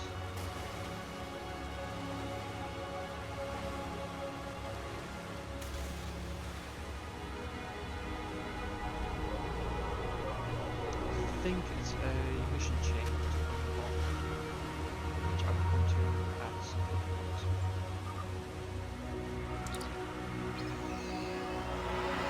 Yeah, again, you can use your duty officers to craft pets.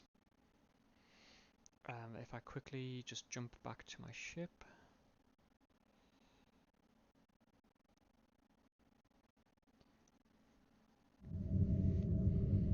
And then I will hopefully be able to transwarp. Yes, I can. Sol system. Now, I can either transwarp straight to the Sol system, or I can beam straight to Earth's space dock. How many of them do I have left? Chris, Drozana, Riser, New Romulus, Home, Bajor. I only have one left, so I'm going to hold off on that and just transwarp normally.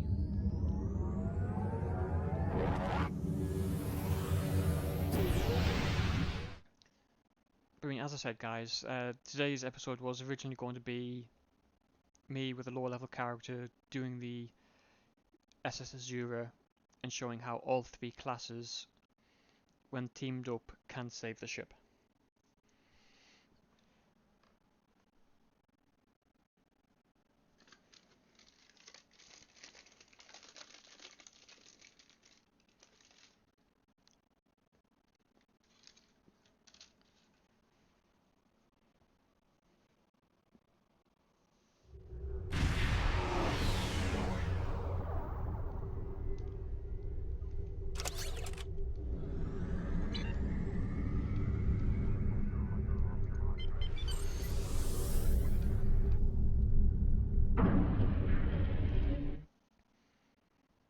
Quickly dock. But in a second I will show you the pets that you can craft with the duty officer missions. just as soon as it allows me to load in. Cadets arriving from Starfleet Academy must report to Admiral Quinn's office. So as I showed you on board your ship, you can use your science officer on your ship when you visit the bridge to craft tribbles to do tribble research. And bar one, I have pretty much all of the tribbles. Yay, tribbles.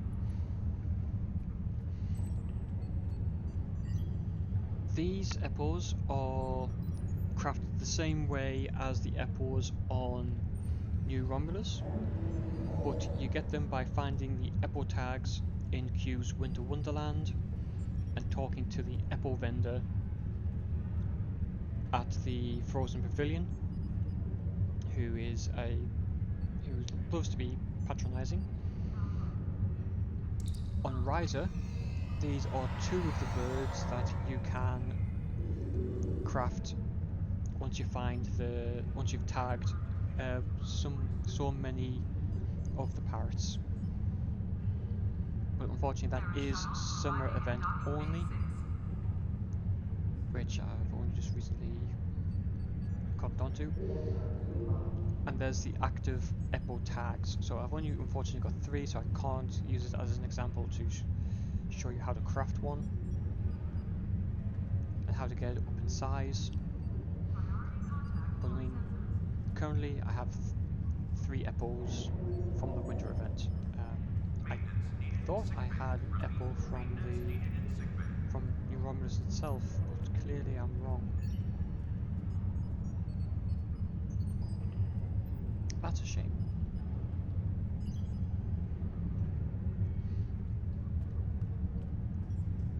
In fact, I wonder... Oh, and in case you're wondering on how to get certain tribbles, certain ones require you to have certain things in your infantry. In order to get the carcass tribble, you need to have a common tribble only, and a cannibal tribble. Yes, you heard that, guys. The winter tribble you get by leaving a tribble in your infantry and one of the winter recipes that you get from the winter TFO, and then by crafting them with Neelix.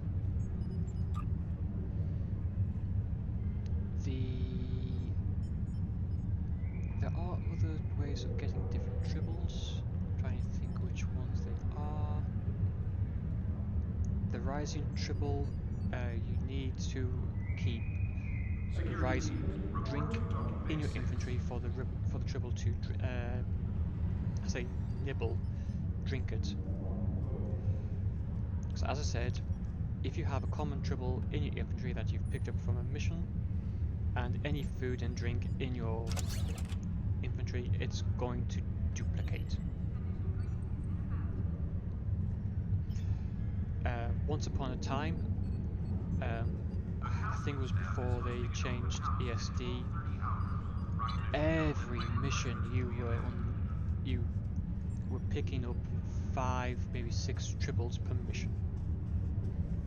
Thankfully they've changed it, so now sometimes if you're unlucky, picking just one up.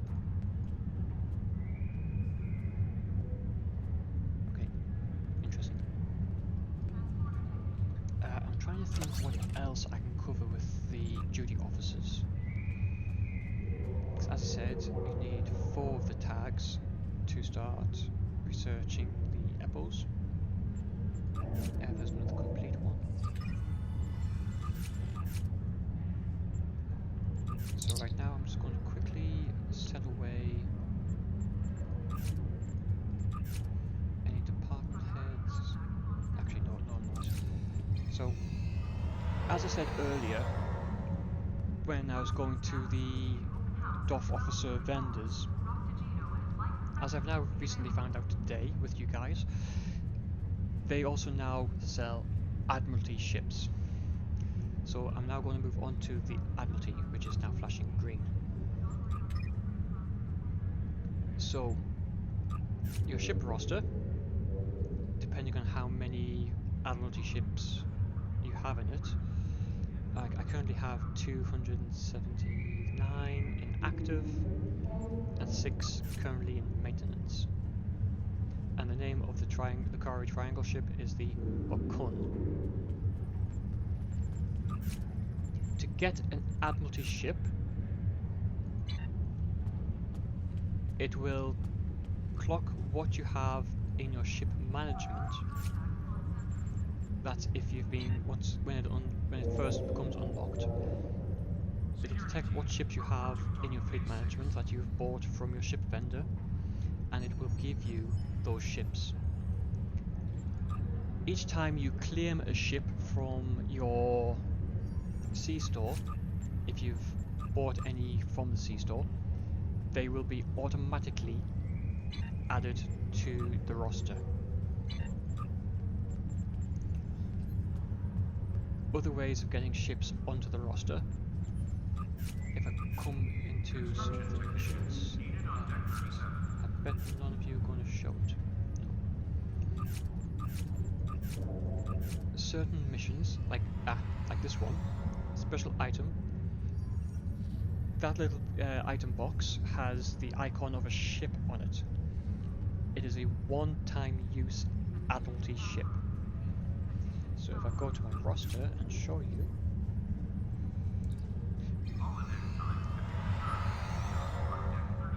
right, so this one is a sea store ship. I have constant access to it. I can use it every day so long as it is not in maintenance, which is here. This is in maintenance time. If there is an X next to it, it is a one-time use only, and it will be removed from the roster as soon as it has completed its mission. And each one, like with your duty officers in your roster, give you different abilities. So with your duty officers, you've got your ground, your space, your energy weapon, your projectile weapon, your shield management, etc. Duty officers again, so the Admiralty ships again, you will have ships which give you bonuses. So minus 25% maintenance to any ship, not including the small ships. Your small ships or your shuttlecraft and fighters.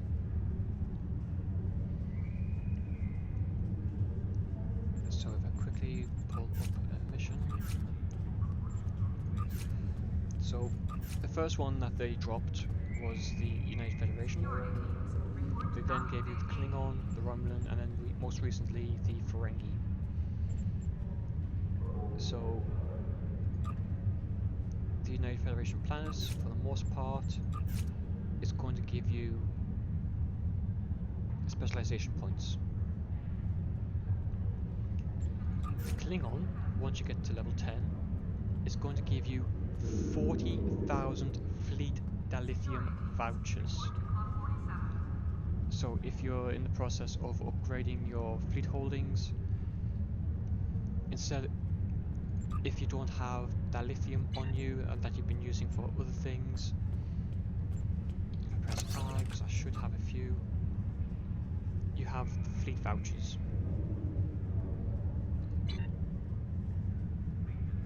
But the Klingon gives you more dilithium in its missions.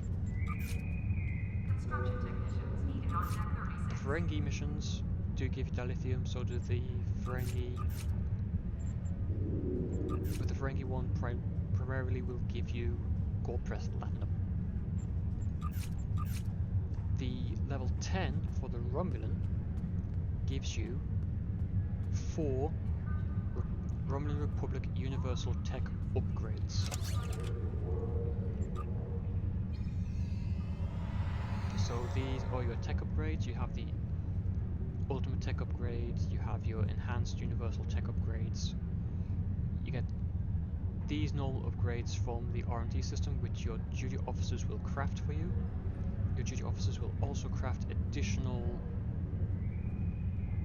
materials from the raw stuff, which are used to then craft your weapons, your engines, your shields, any ground equipment you may or may not want. You also get salvage materials from doing certain TFOs, most predominantly the Borg TFOs. And they also craft the components for making PADDs. Star Trek did it first, Apple copied with the iPad.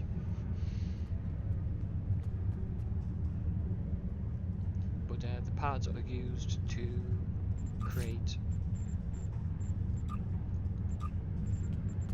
officer training manuals, as well as officer specialization qualifications.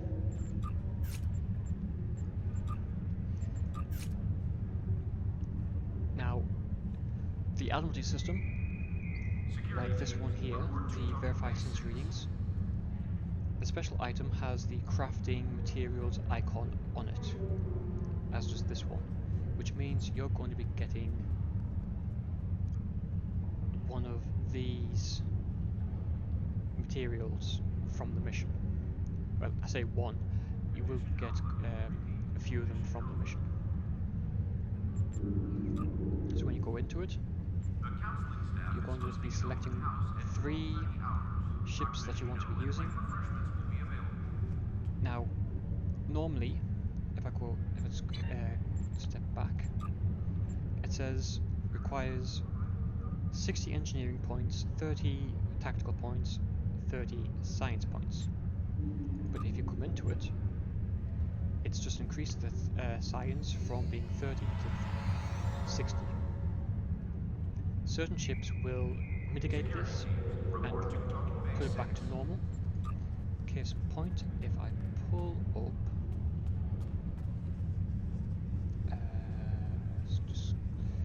I have that many ships, it's literally like the Wheel of Fortune right now. So for case and point, the Dyson Sphere ships. So ignores plus or minus science from the event. So if I attach this one to the mission, it's going to eradicate that plus 30 and make it 60, 30, 30 again. Like so. Each ship has different numbered points. So your engineering ships, which will have the engineering icon, will always have a larger amount of engineering points than the rest of them. Here's some points. Your tactical, more tactical points than the other 2. Your science, again, higher points than the other 2 classes. So you want to get your success rate maxed out, critical chance as high as you can get it. I have yet to do 100%, despite my best efforts. So I'm just going to quickly scroll down to good engineering ships, as this is an engineering mission. And plus 8 engineering and science per tactical ship. I don't want that. Plus 10 engineering per science ship. I have a science ship, so that's going to increase my engineering points. So I've got 12 of them currently. I'm going to add 56 onto that 12, plus an additional 10 because I have a science vessel there. And voila, I'm up to 78 now, and there's an icon here showing I'm getting plus 10 because I have a science ship. So I go to the next one. So that's a bonus off my engineering ship. So next I'm going to find another ship. And for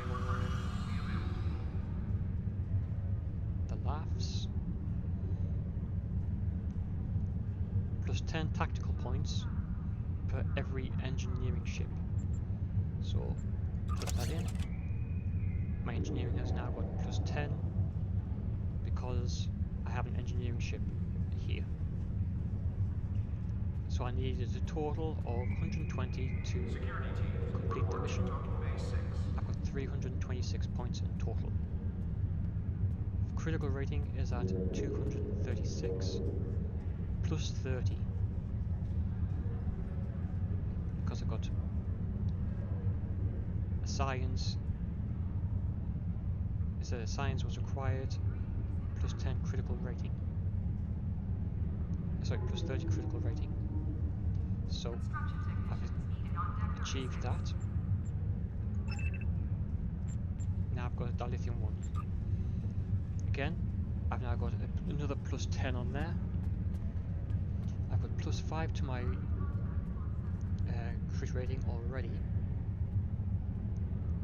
And unfortunately I need to use some small energy credit packages. But I'm going to get 50,000 energy credits back. I've also going to get some dilithium ore. So again, engineering, I'm going to go in. If you do the Phoenix event, which is in April, which is a Star Trek Holy Day, its first contact day in the future, according to Star Trek, April 5th, 2063. If you do that mission over and over again, you're going to get a lot of Phoenix replica ships. I did the TFO that many times. I had 50 of these things in my inventory. I now only have 1. But yeah, it was. I'm glad I don't have that many in there anymore. Security teams, report to docking bay 6. So what I want to do is I'm going to use the heavy cruiser, which is a Constellation class. It's going to ignore that.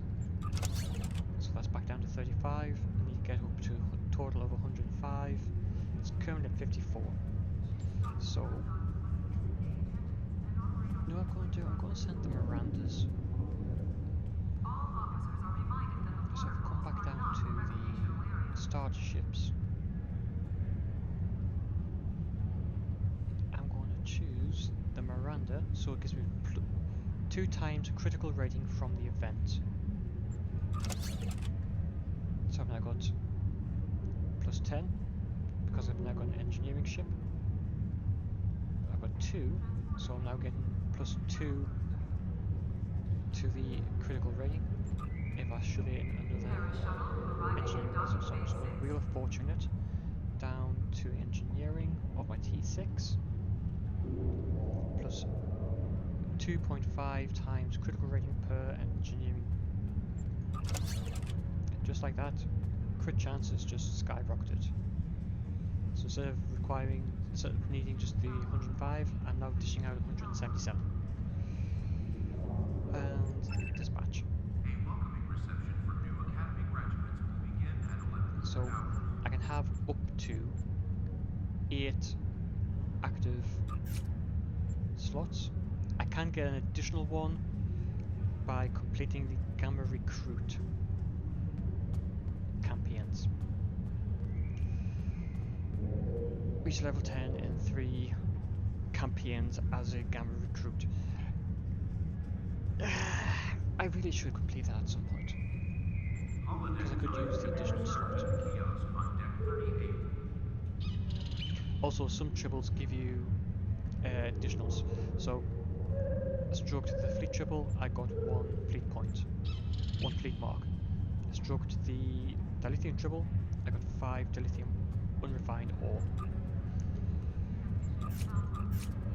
Again, just showing you what the triples can do. The counseling staff is hosting an open house at 12:30 For those of you who don't know about the IDIC triple, when you're in space combat, you have, depending on your class, science, tactical, or engineering ability which boosts not only you but your teammates. The IDC triple does the same on ground, but it's only through a triple. Oh, and Jevonite is, when you get the duty officer missions, crafts prototype ablative Jevonite hardpoints, which gives you plus 100 to your ship's hull capacity when used, and it lasts for 900 seconds, but it does use them up. There are other consumable infantry items, such as Duridium. Yeah, Duridium. It gives you a boost to your engines, a much higher boost than what you would get from engine batteries. Essentially, it drops Duridium straight into the impulse manifold. It's like adding nitro to your car engine, if you know your cars. Do I have any? Security teams, report to Club 47. No, I don't.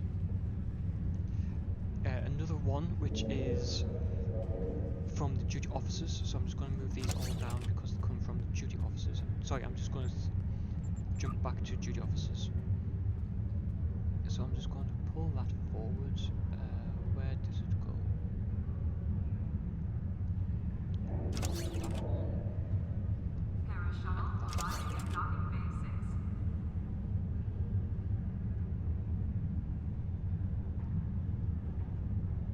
I think they're the only ones I have in my infantry at present.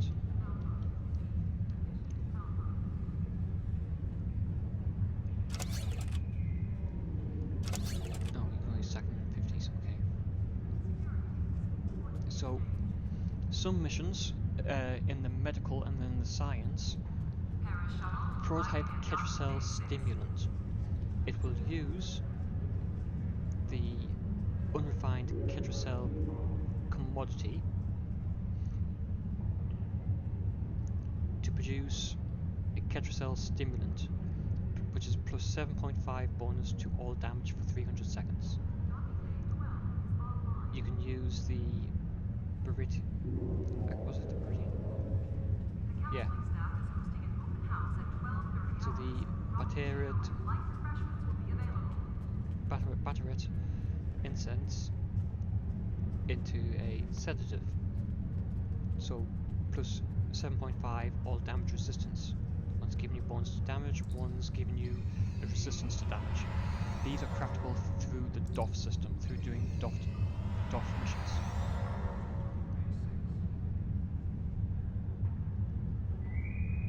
Again, as I was saying before, with the R&D, if you go to the ground weapons, you can craft the TR-116B. I've mentioned this before in another episode. The A version, which you got if you pre-ordered the game from Target, is a damn sight more powerful than this one is. It is OP at best, but this is still a nice little substitute. It ignores shields. As you can see, ×4 shield penetration. The way the TR-116B and A work, if you've seen the Star Trek Deep Space Nine episode in season 6 or 7, Ezri Dax is trying to find who's killing Federation officers on DS9. She uses one of these to find the Vulcan, yes, a Vulcan, who is suffering from PTSD, and uses it to shoot him through several decks and through several quarters without doing any damage to the ship.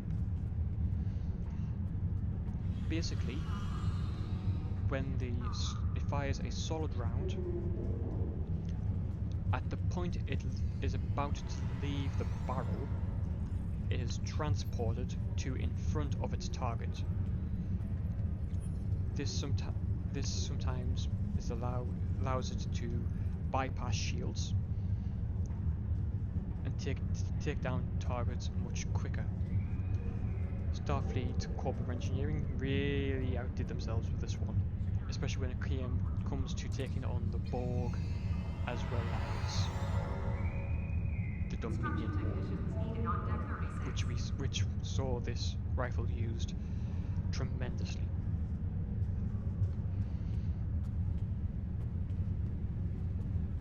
But yeah, that is some of the items you can craft from the duty officer missions. You can also craft weapons, ship weapons from the missions, but primarily you can also do that from the R&D system. Don't know if there's any in the engineering section. So, develop experimental alloy utilizing Javanite. I have 3, and the outcome is the Javanite hardpoints. So that mission gives you this item.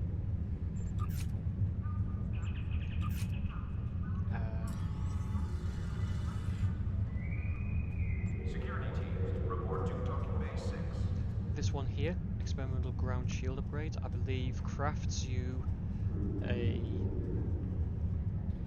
rewards you with a shield array for the ground. I'm just going to quickly jump into some of the others, see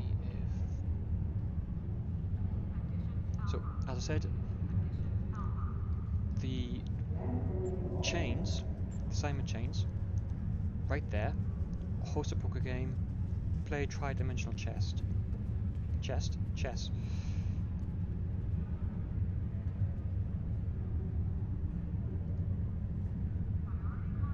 Oh, hang on.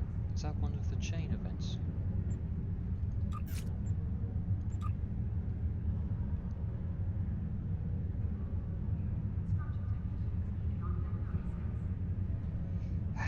Damn it.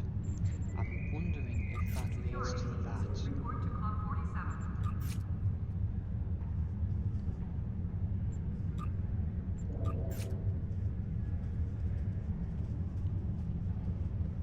If you have any refugees, you will get a special duty officer back in place of the refugee. Develop entertainment applications using shape-shifting lockets. So again, from the DS9, and you get 1,000 gold plus platinum back from that. Yeah, but back to the Admiralty system. So as I said, once you get to level 10 on the Federation, you're going to get 2 skill points, 2 specialization points. The Klingon, you will get 40,000 dilithium vouchers. The Vulcans?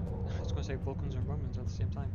The Romulans, you get 4 Republic Universal Tech upgrades, to which you do not need to use dilithium to upgrade the item. That's why I like doing that. And if you do the Ferengi one, you get 30,000 unrefined dilithium for completing all 10. But you're going to end up with a ton of gold pressed platinum. Actually, how much gold pressed platinum do I have? 1.7 million. Nice. Another way to get a hold of the R&D mats, other than doing the Admiralty system, or doing the duty officers, or going out into the missions and finding them. If I just pop these back to where I got them from.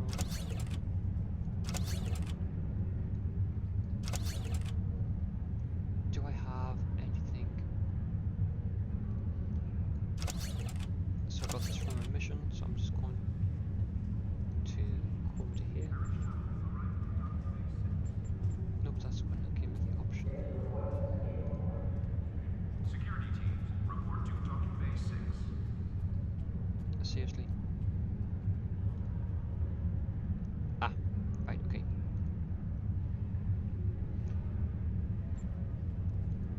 Certain items allow you to salvage them.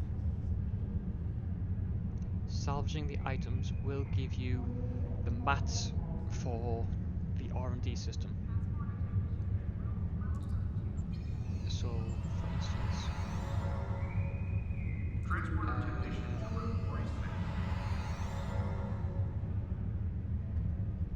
that's a good one, so I don't want to get rid of that. I will, however, get shot of that. So, salvage item, yes. And over here, I got 1 common and 2 uncommon mats. Sometimes they will also give you some of the additional mats, which are components. And something just went pa-ding-ting.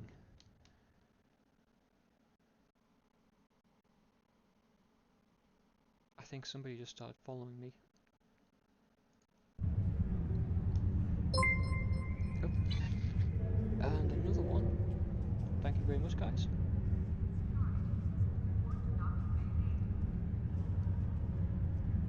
Who just started following? Timmy, thank you very much for following. Gabby, thank you very much for following. And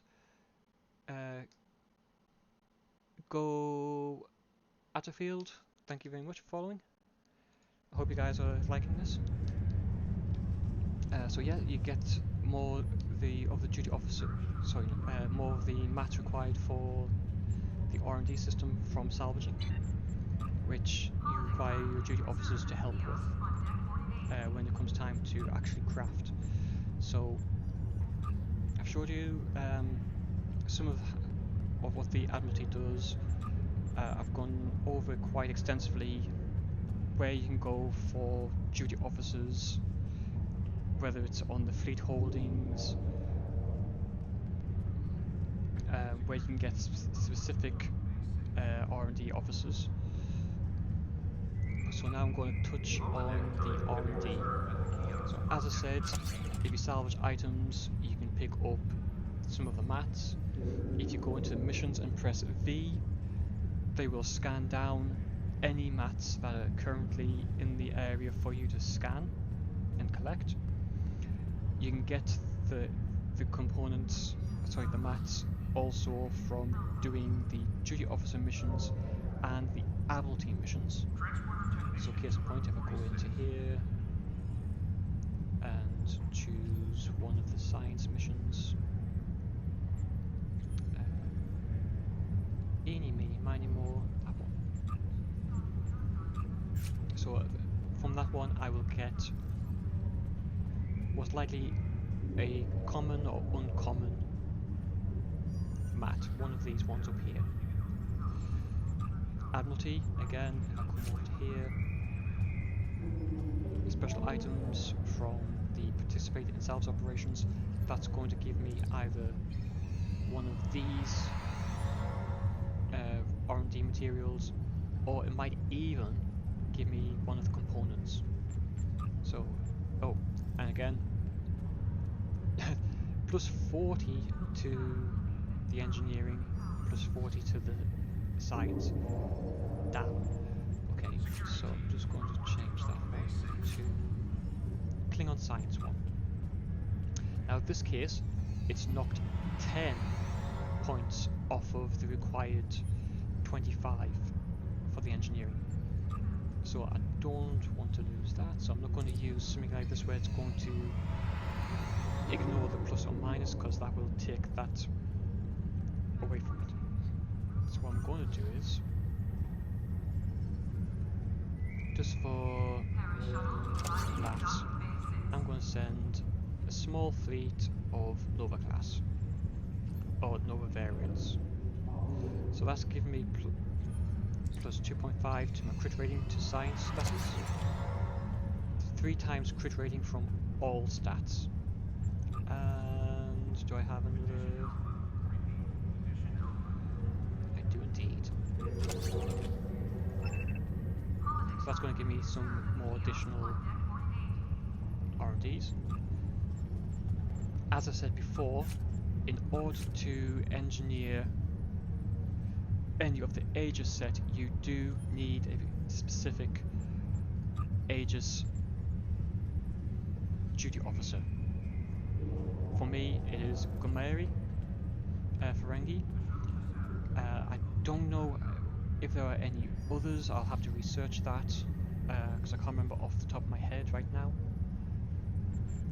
But as I said, certain officers you need to craft certain things. So in order to craft the TR-116B rifle, you need an R&D officer with the School of Ground Equipment. So from here you can craft in the engineering impulse engines, singularity cores, warp cores, large auxiliary batteries, engines, shields. You can also craft the deuterium surplus. You can craft 5 of them. As I said before, this is like injecting nitro into your car engine. They are far better than the large batteries, sorry, the standard batteries and large batteries. You can also get these as a reward from a particular mission. But again, this is a consumable that you can craft using your R&D duty officers. You can also craft your ground weapons, sorry, your ground armor, and if you jump over to here, you can craft your ground weapons. So, just quick mark, just go in, quick mark 2. It's going to use an assault squad officer. This duty officer has nothing to do with R&D, so it's just going to be straightforward 100% success rate.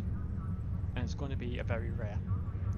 So there's no chance of it being common, there's no chance of it being uncommon, no chance of it being rare. It's going to be purple quality, straight off the back.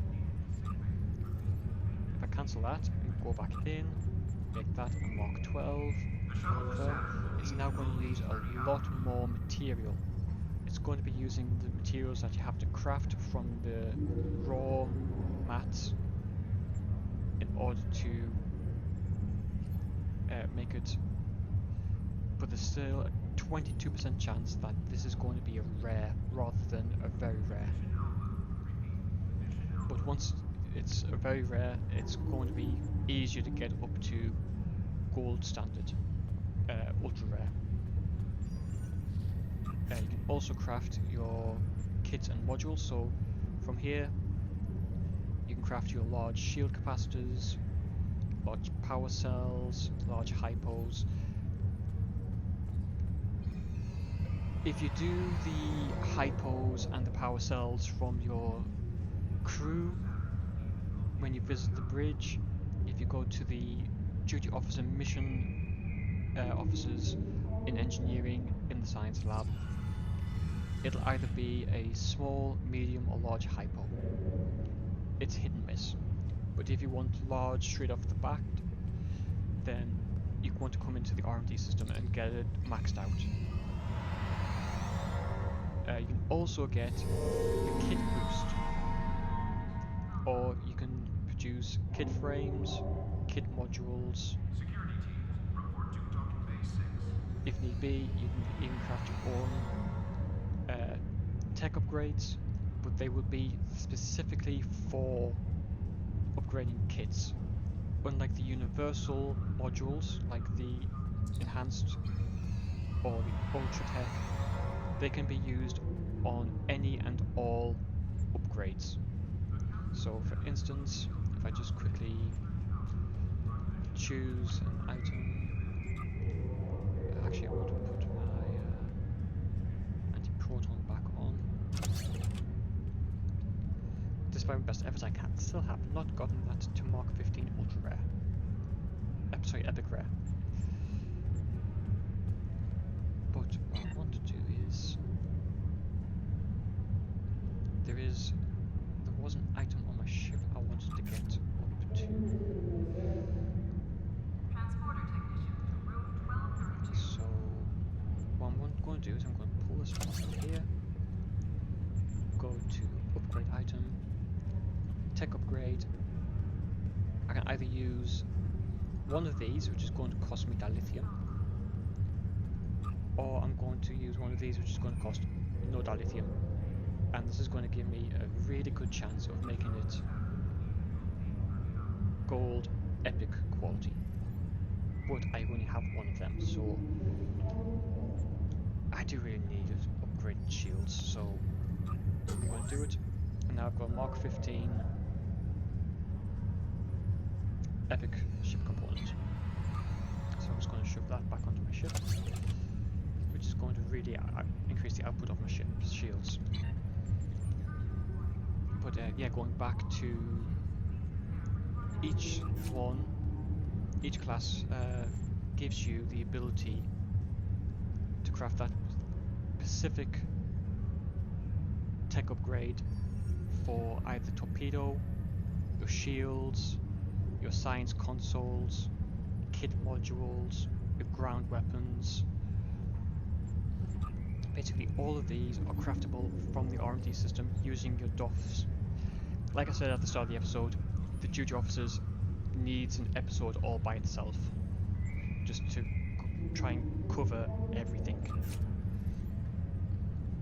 So you can also, once you get to level 20 in your R&D on beams, craft a 360 degree beam arc, beam array. So omnidirectional, and you can choose one of the 6 energy types. Be careful, you can't just put all phaser onto your 360s. Hey Brigger, thank you very much. Only the Ferengi can. Brilliant, cheers Brigger. I knew I had a Ferengi Aegis engineer for my duty officers. I wasn't sure how many of them was Aegis only.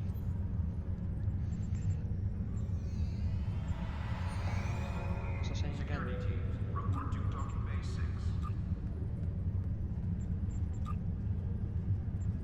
Oh yeah, the 360, there is a way to put more than one 360 on. So for instance, I've got the omnidirectional phaser beam array. If I was to put another one worded identically, it won't go on. But you can from the missions. So for instance, this one's picked up from a mission. I can shove that one on, so I've now got 2 omnidirectionals on. I will just shove that back onto there.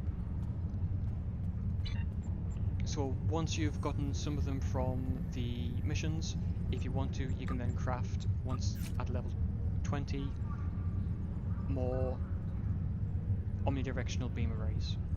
You can craft your tactical consoles from the cannons and from the beams.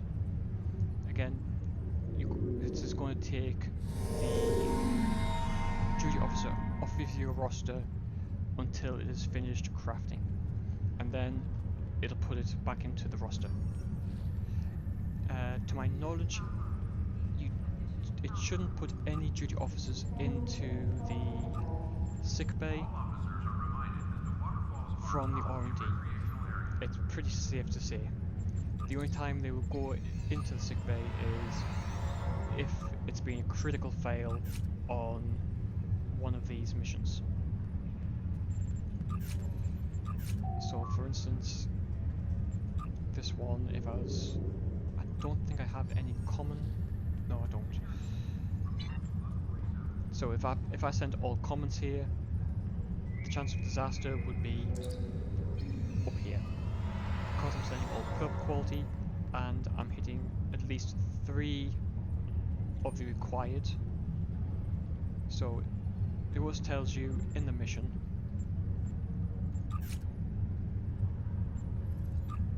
Actually, if I go over to here. So yeah, for success and for crit success, I need either telepath, unscrupulous, security officer.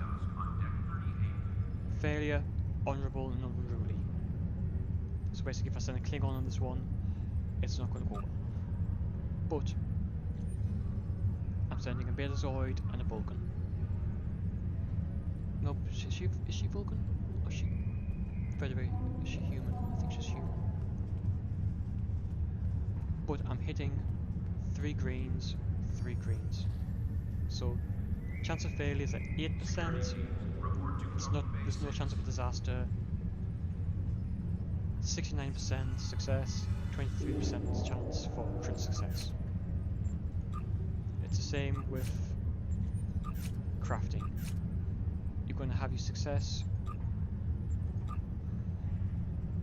which is going to be very rare, rare, uncommon, and common.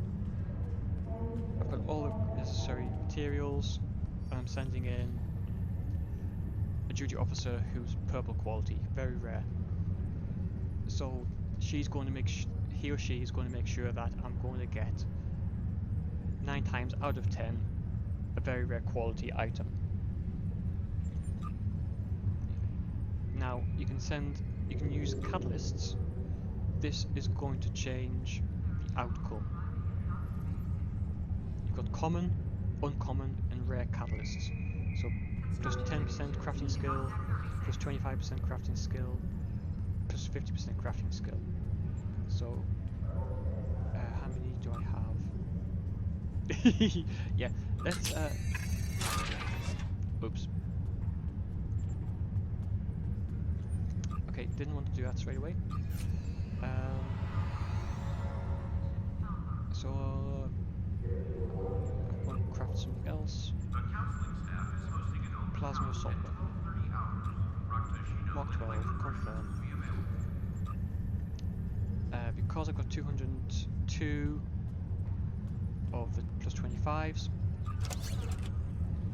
chance of it being rare is now dropped to 10%, and it's increased the very rare chance to 90%. If I drop another one in there, I'm now at 99%. If I dropped to 50, I'm thinking it should, yep, completely remove the chance of it ever being a rare. It's now 100% going to be a very rare. Clear slot, clear slot. Now there is another thing, because you'll notice there are a few different types. There's the RP and the TP and the catalysts. Catalysts will only be able to be used in the R&D system. The other two are used when you come to upgrade. So as I said, if I was to shove a 25 and a 25,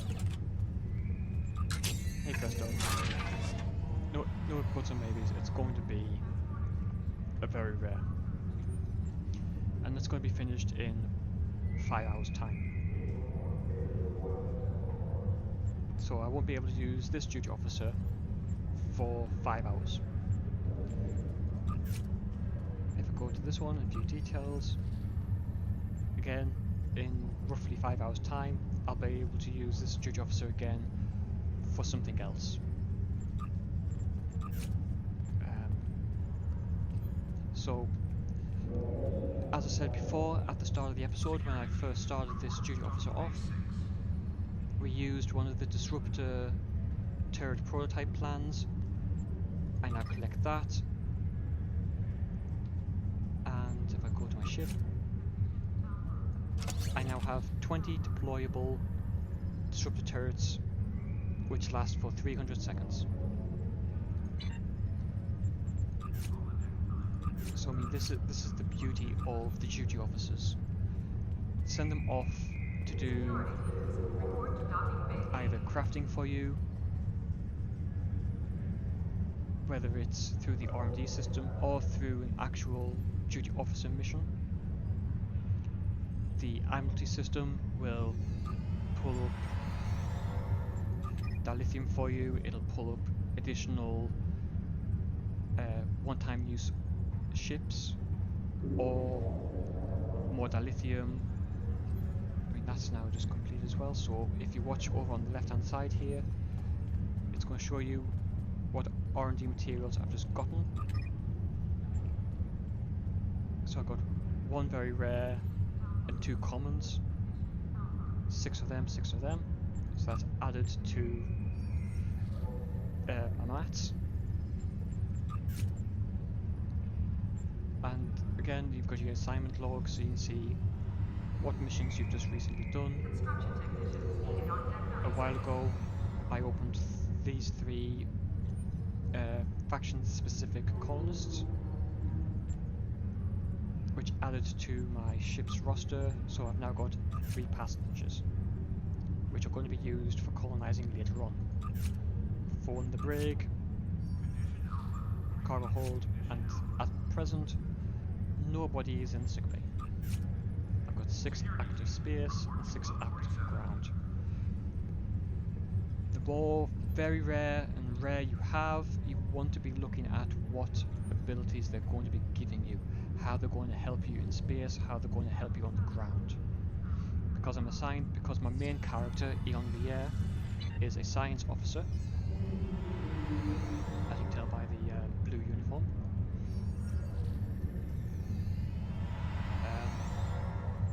I went with duty officers which were going to aid me on the ground.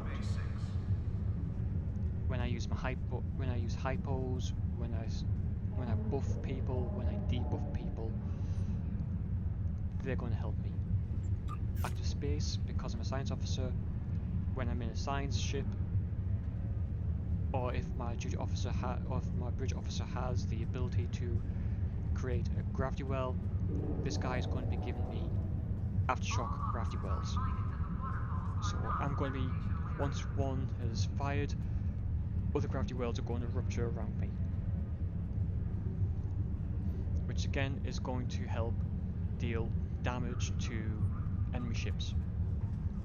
So not only does the gravity well pull a ship in, if the aftershock generates while the first one is still active, it's going to pull the enemy ships to be in between 2 of them. That's going to be doing damage over time, times 2.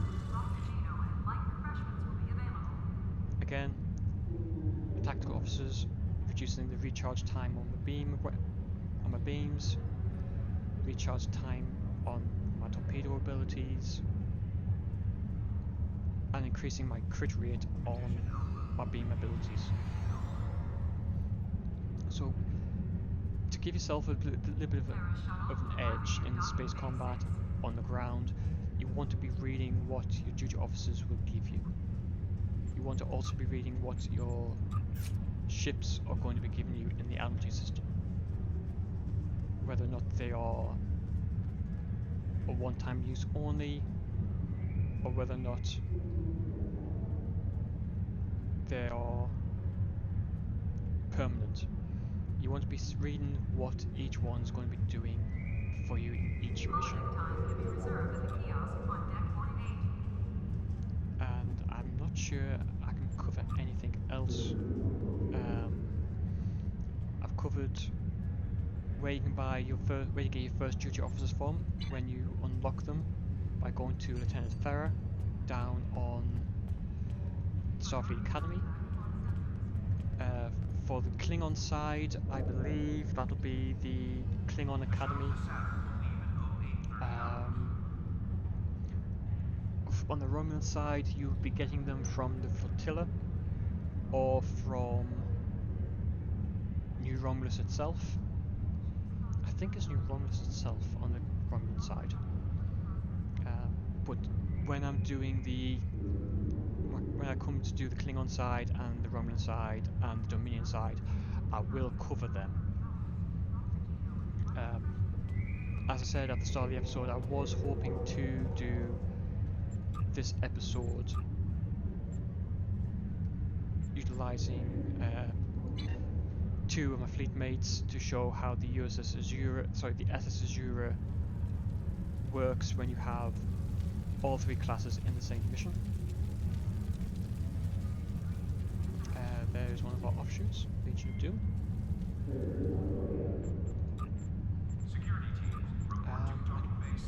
If anybody has any questions on duty officers, on the Admiralty system, on the R&D system, by all means, please, I will try my best to answer any questions.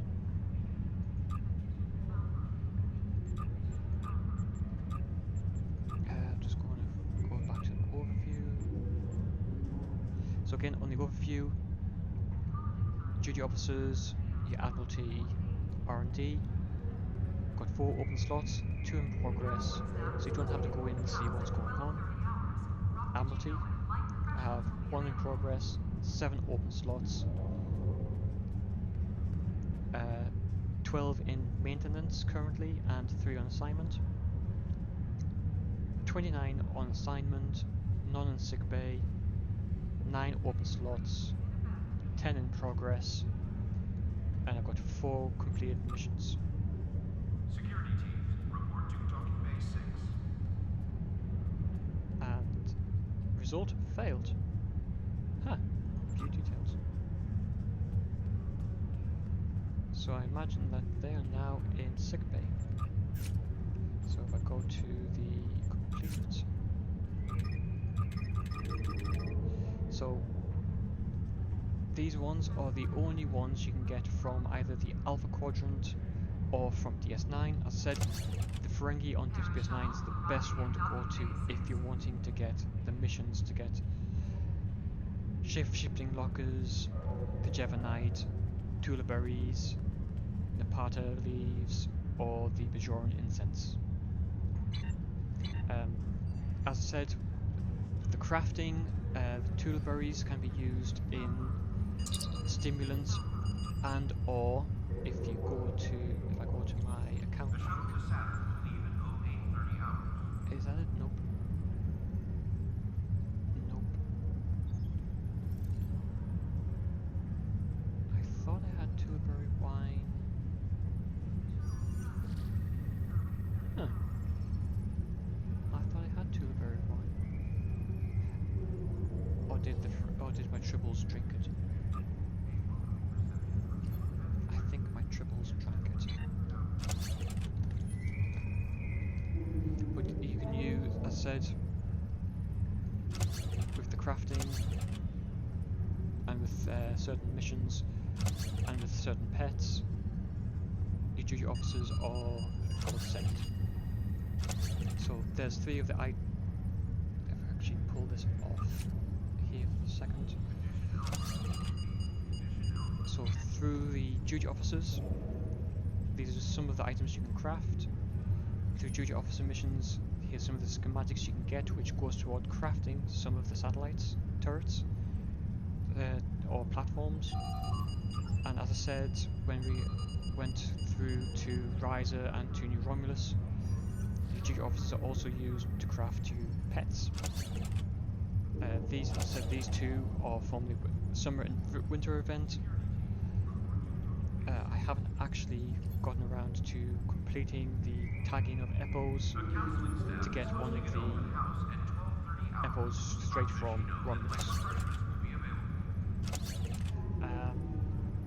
I think that just about covers everything you can do with the duty officers and with the Admiralty system. Like I said, the R&D and the duty officers work hand in hand, and I can't think of anything else to cover. So if any of you have any questions at this moment in time, please feel free to ask and I'll try and answer. I've gone over all the locations for duty officers, mission givers. As I said, if I go to the galaxy map, any Starfleet facility, such as Starbase Sierra 39, Earth Space Dock, Vulcan, Andoria, any of the nebulas or expanses or clusters, Riser, the Fleet Starbase, K7, Drozana. I can't remember if there's any on Yukara, but I'll find out. As I said, there are certain items for the commodities that you can only get in the Alpha Quadrant, i.e. These from either the Ferengi trader on DS9, I believe you can get the Bajoran incenses straight from Bajor. I think that about covers everything.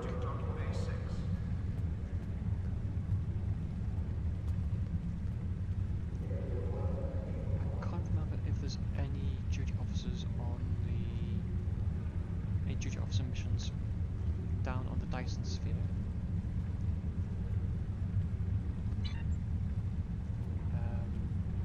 But yeah, I think that about covers it.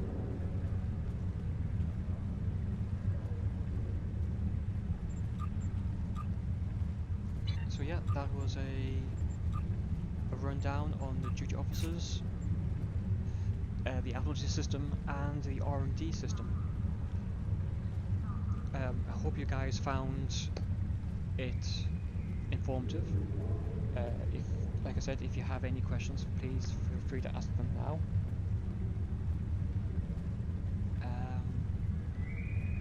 I've gone over where you can find duty officers, specific ones, such as your miners from the dilithium holding on your starbase.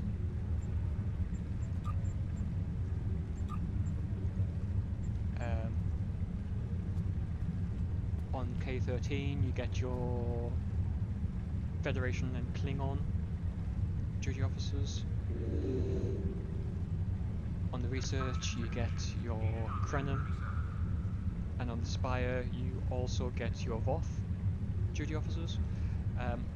As I've just now found out today myself, on the Spire, the Research,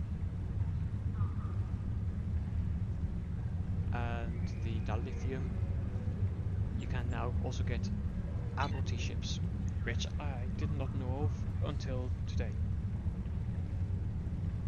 So yeah, I think that pretty much covers everything. Some of the ways you get the Admiralty ships as well is also through special events. For instance, the USS Hope during the pandemic was part of the promotional giveaway, which was the healthcare workers salute bundle. You didn't have to buy this, this was given for free. So you got the skin, you got the USS Hope Admiralty ship, and holographic Bashir and Orion officer. Simulated assault cruiser. I was going to say carrier there, cruiser.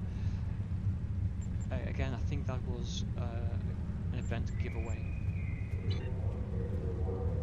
And some of these are also given away from doing specific missions. I believe the ISS study was from doing one of the Terran TFOs, which I don't believe is available anymore. It was a Mirror Universe event. And if I remember correctly, it involved not Deep Space Nine, but the Fleet Starbase.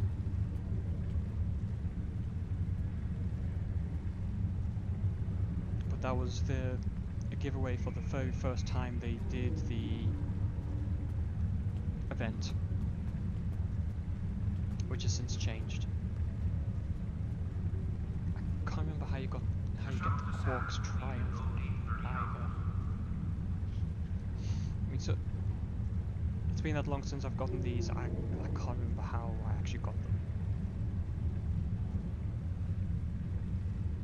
But as I said, there's now a Voth, a Ferengi, and a what's it called? Krenim ships that you can get from the duty officer store. On to get the Ferengi ship from the dilithium mine. You get the Voth ship from the Spire, and you get the Krenim ship from the research station. But yeah, I don't think I can cover anything else. So I think I'm going to leave it there for this episode. Thank you very much for following me, guys, and I hope you found this episode enjoyable. So yeah, thank you very much for joining me, and everybody fly safe. And I will be streaming again hopefully next Saturday if I don't get stuck in traffic again. I do apologise again for the small. I did not intend to be half an hour late to the stream. As I said, I unfortunately got stuck in traffic for an hour coming back from doing some Christmas shopping, so I do apologise. But yeah, thanks guys, and fly safe. And hopefully see you all next week. See you all later.